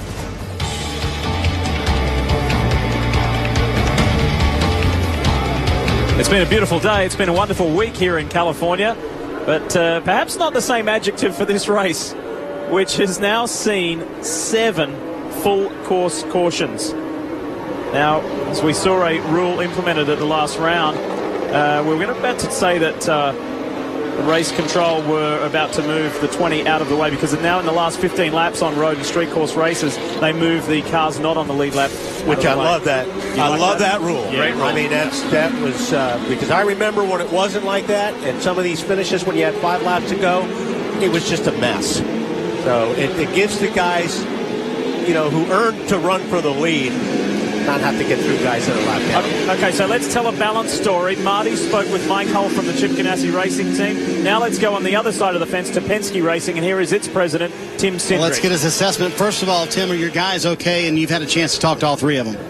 Yeah, I think, Travis said he's a bit sore, obviously. I mean, it's a shame what happened there, because you don't want the racer or the officials to decide what's going to happen there. But, somebody has to make a call and decide. So, yeah, that's unfortunate. Obviously, we got another restart here to deal with. But, certainly all the guys in the pits have done a great job all day. It's just tight in here. Lights out on the pace car, getting ready to go green. But real quick, obviously, did you agree with the call that the IndyCar made? Well, I think you do have to protect the guys in the pits. I think if it were the other way around, I guess I would expect the same penalty for us. But it's not an easy one for anybody. So you certainly don't want to win one that way. Just to clarify, they don't feel it was intentional. It was not intentional in any way, right? I have no idea. You'd have to ask them. All right, thank you very much, Tim Cindric. Going to try and guide his driver now to the win. And if he can, it's going to be one to really celebrate. Don't count Justin Wilson out of this one just yet either. No. And Dario Franchitti. Another sneaky race from Simon Pagenaud, who is the quiet achiever in this field. Just goes about his work. He's got a win. He's got a second this year. Here he is. He was last year's Sunoco Rookie of the Year. An incredibly talented driver, the Frenchman, who just dearly loves the IZOD IndyCar Series. And this is when you do things that you won't normally do in the first, 80 laps of the race. Especially if you're Pagenaud guys like that. Wilson, you'll make some moves now. You'll throw the dice and go for it. And I just can't wait to see what Castroneves does again. I mean, another restart that he's got to deal with. He's got the championship buffer now, but he's got to survive this one. Here we go. Will Power, Justin Wilson. Dario Franchitti, Simon Pagenaud. James Hinchcliffe, Marco Andretti. Championship leader Helio Castroneves and Ryan Hunter-Reay. Tony Kanaan and Sebastian Saavedra. Where is Scott Dixon? This caution has helped him. He was able to move up with that crash to 15th place. Who's your favorite driver? Where are they? How is this one going to finish? Packing up, ready to see green. Around this left-hand sweeper on the front straight at Sonoma Raceway. And look at Justin Wilson, wheel to wheel with power. It's going to give him the inside run, but he's not quite there. Pagenaud on the inside of Dario Franchitti. Great restart. Great restart. Boys went wheel to wheel and held it there tight. Nice stuff. Good, clean racing, but hard. And Castroneves is on the inside of Hinchcliffe. And look at this mess further back. These guys are all over the place. Hinchcliffe drops wheels at the exit of turn 4. I think we have seen a new Helio Castroneves here in these closing laps, showing that just consistency is not going to win this championship. He's going to drive it to the front and take this championship for the first time in his career. No doubt. Scott Dixon off in the dirt at the exit of the carousel way back there. But yeah, you're right, Lee. I mean, Castroneves, he's decided, I think, in this race, no sense in being careful. Much better to push. Well, he decided it after Dixon got the penalty. I mean, obviously. Fair point. Yeah, he is. This is where he can make up some ground. bit of loose ground, which he was first part of this race. Big incident. I think Sebastian Saavedra was involved in that. Yeah, he is. Wow. Ooh. Sebastian Saavedra, after vying for a top 10 finish, got tangled up with some other cars on the outside. He's moving around in the cockpit. If you copy, you all right? Well, you can see him trying to talk back on. It could have been that the radio was damaged there, but you can see him trying to respond to his team on the radio, and it's good to see him trying to get out under his own power here. That was a pretty good hit. An impressive drive by him today, and he, in fact, responded from an early penalty. We've got some replays to show you here. The first up is going to be from Ryan Briscoe's onboard. Check this out. EJ Vizo up ahead. Wow, there was contact there for sure. He got turned left. Looks like... Oh, you know what? I think that may have been James Davison. I think it may have been James Davison. Wow. Bourdais and Davison were the closest two to him. I almost think that might have been the contact with Bourdais, but let's see if we can back it up. Let's go the other way. There's Davison. There's Tristan Vautier in the yellow and green car. So there you have his teammate. There you have Saavedra's teammate. It's very hard to see. I think you might be right, Lee. I think it might have been Davison. I do too, yeah. Wow. That makes for an awkward conversation. They're very good friends. Anyways, back to the front. Will Power, where he wants to be, where he's used to be and hasn't been this year. 3 laps to go out front with clean air. 2 laps left for the driver of the Verizon Chevrolet, Will Power, a man who has finished 3 times the runner-up in this championship, has had a really uncharacteristic year. He's used to dominating road and street courses, and he's had to fight, he's had to struggle. He had J.R. Hildebrand on top of him at the opening round on the streets of St. Petersburg. He's made uncharacteristic errors. At times he's looked desperate. But this is more like the Will Power that we've come to know over the last 4 years. No question. As a driver right now, for somebody like Will Power, this is just therapy. These laps in the lead with 2 laps to go is just total nirvana compared to what has really been kind of a season full of suffering for him. And it's got to be a great feeling. We also understand that Ryan Briscoe getting a drive-through penalty for that earlier contact.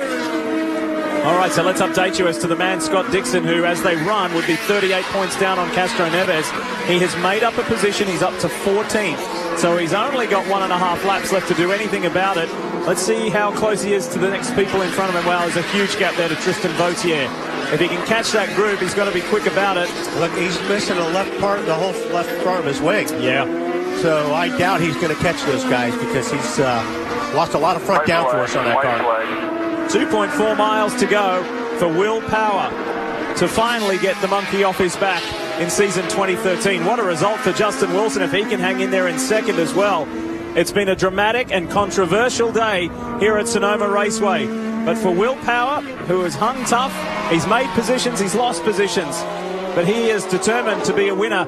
And if he can hang in there for another half a lap, he will be our 10th different winner from 15 races. The all-time record in American open wheel racing is 11 in a single season. That shows you why 2013 has been a remarkable year. And you hear Tim Cindric just giving him some information about debris, and there's probably a ton on the track right now, Wally, just to guide his way through that debris on this last lap. But it's amazing. I think what's really cool is to see that Penske's figured out how to make the tires last, where Ganassi had that advantage back in Toronto. If you remember, Will Power really struggled to match Dixon and Franchitti's pace. Now, this is what big teams do. They figure it out, how to come up and match the competition. Will Power is the only multi-time winner in IndyCar racing here at Sonoma Raceway. He has 2. He went back-to-back in 2010 and 2011. Will Power is a 3-time winner at Sonoma Raceway, and it's his first in 2013. Remember what this is like, right? Finally, he does it and sees those checkered flags first. We go back in the pack to pick up car 9, Scott Dixon, as he comes to the line. And a man who perhaps many think should have won. However, he's going to have to settle for 15th place. Scott Dixon across the line. He grabs points, but it's not as many as he thought he may have. However, finally, victory, and it's number 19 in his career for Will Power. here in Sonoma. I think it'll feel like his first. Yeah. I mean, he was so used to winning, and then all of a sudden, when you have a dry spell like he has, this is going to be a good win for him. I think he's going to enjoy it. Brazil last year, Wally. Yeah. That is, for Will Power, that's an enormous gap. When you're used to winning as often as he is, that feels like an eternity. So the podium is Power, Wilson, Franchitti, Dario with another top 5 finish, consistency, and he continues his championship charge as well. We'll hear from him when we come back.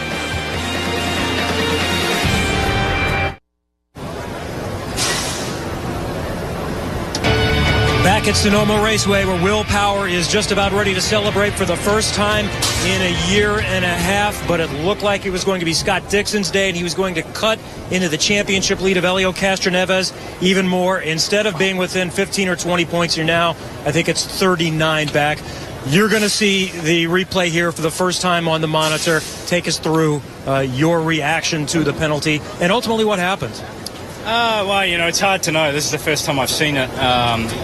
Seeing he's walking straight into our car. You can see where the other car is. He's walked towards us on purpose. That's probably the most blatant thing I've seen in a long time.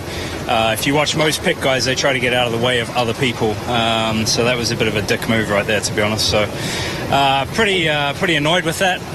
We had a strong car all day, and if that's the way they want to try and win, then that's pretty bad. So you feel he just simply was trying to make it too wide for you, hoping that you would... It seems strange that anyone would get hit on purpose. He didn't think he would get hit. He thought you would just be able to pull even wider. Yeah, he's probably trying to get me to, stop and try and turn more. But, at that point, you're already, your wheel spinning off. And I had a straight line out of the pit, and then he just walked into us. So, I don't know what to say. You look at the people in race control and how they make their calls too. So I look forward to... seeing what that's all about, but the consistency is horrible. Thank you. Scott Dixon, maybe a win, instead 15th.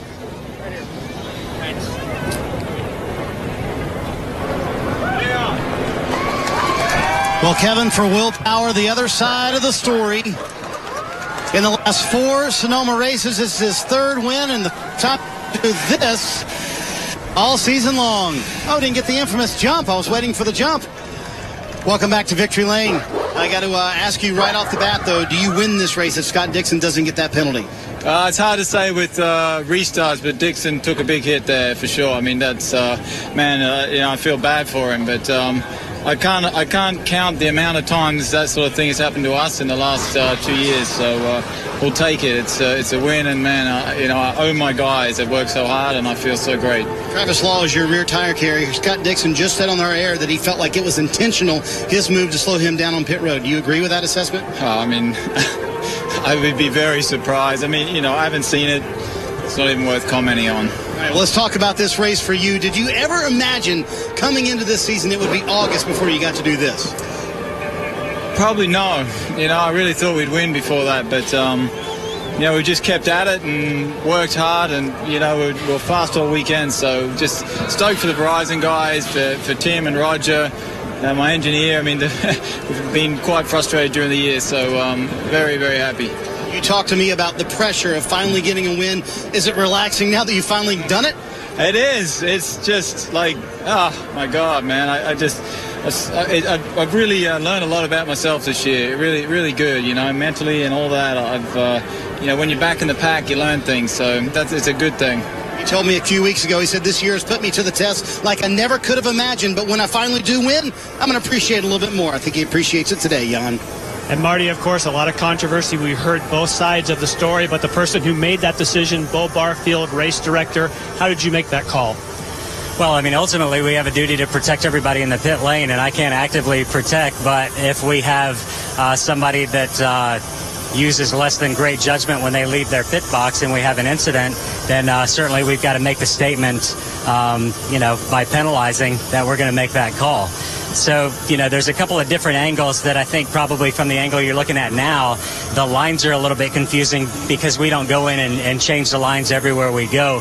There's a different angle if you looked at, you could see the difference between the Target and the Verizon signs on the wall. And if you look at that with the 9 car leaving the pit lane, he clearly crosses right into the pit box, into the 12 car space, and that's where the violation occurred. So, from that overhead right there, that as much as it looks like if you're looking at the white line, he's not in the box yet, he's actually been in that box for the 12 car in front of him for a solid half car length.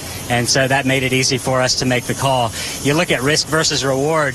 The risk of hurting somebody in the pit lane versus gaining a couple of tenths or a second leaving the pit lane is certainly not worth it, and not something that we're going to look away from and not penalize guys. Okay, one question for you in the debate was that the crew member carrying the tire, according to Scott Dixon and Mike Hull, were walking towards them.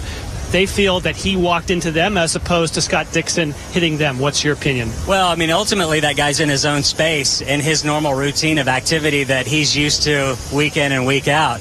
And for him to have the space, we looked at that certainly too. But if you also look at his right leg at the time that he got hit, he was as close to the other crew members in the car leaving as he could. So really at that point, if that guy's not there, the amount of room that the 9 car took coming into that pit box with the 12 car still there was extremely risky. So I definitely feel good with the decision that we made in terms of the statement that we want to keep this pit lane as safe as we can. Thank you, Bo. Sure, thank you. So a lot more to be discussed about this. We've got the story on all sides, but the boys have their opinion as well, which we will continue to talk about. This and also the win for Penske's Will Power. Guess what? That's 4 years in a row for Penske Racing in Sonoma.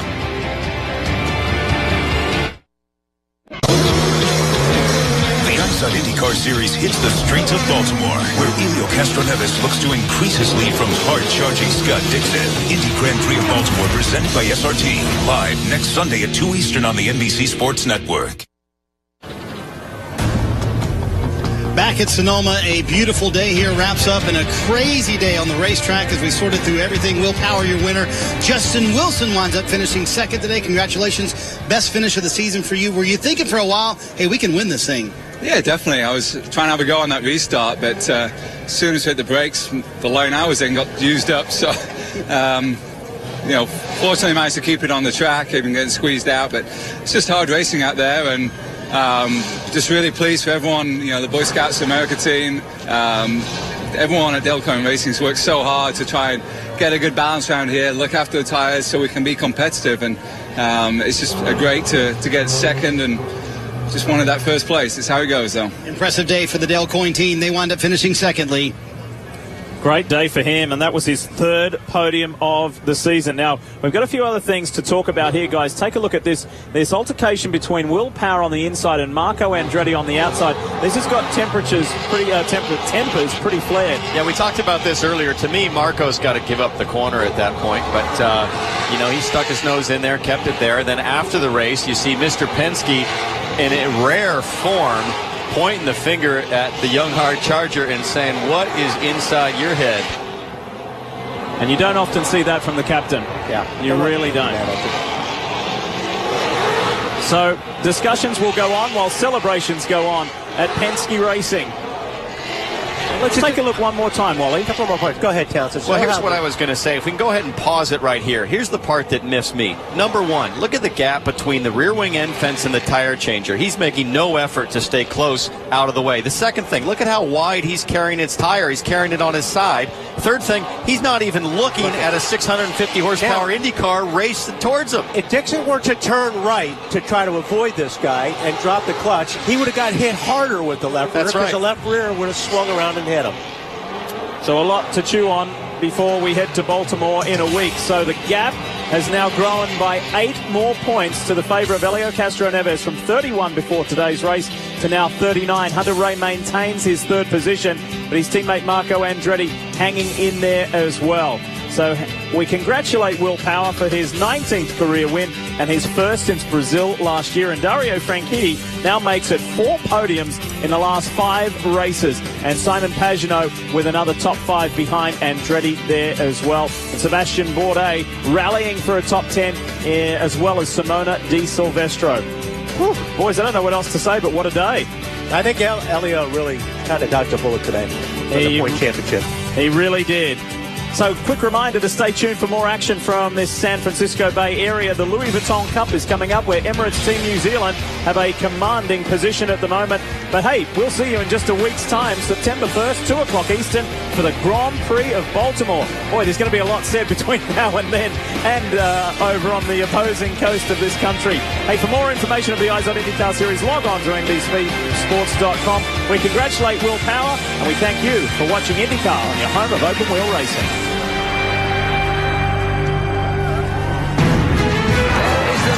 Won the Tour de France. The NBC Sports Network thanks you for watching this presentation of the IZOD IndyCar Series.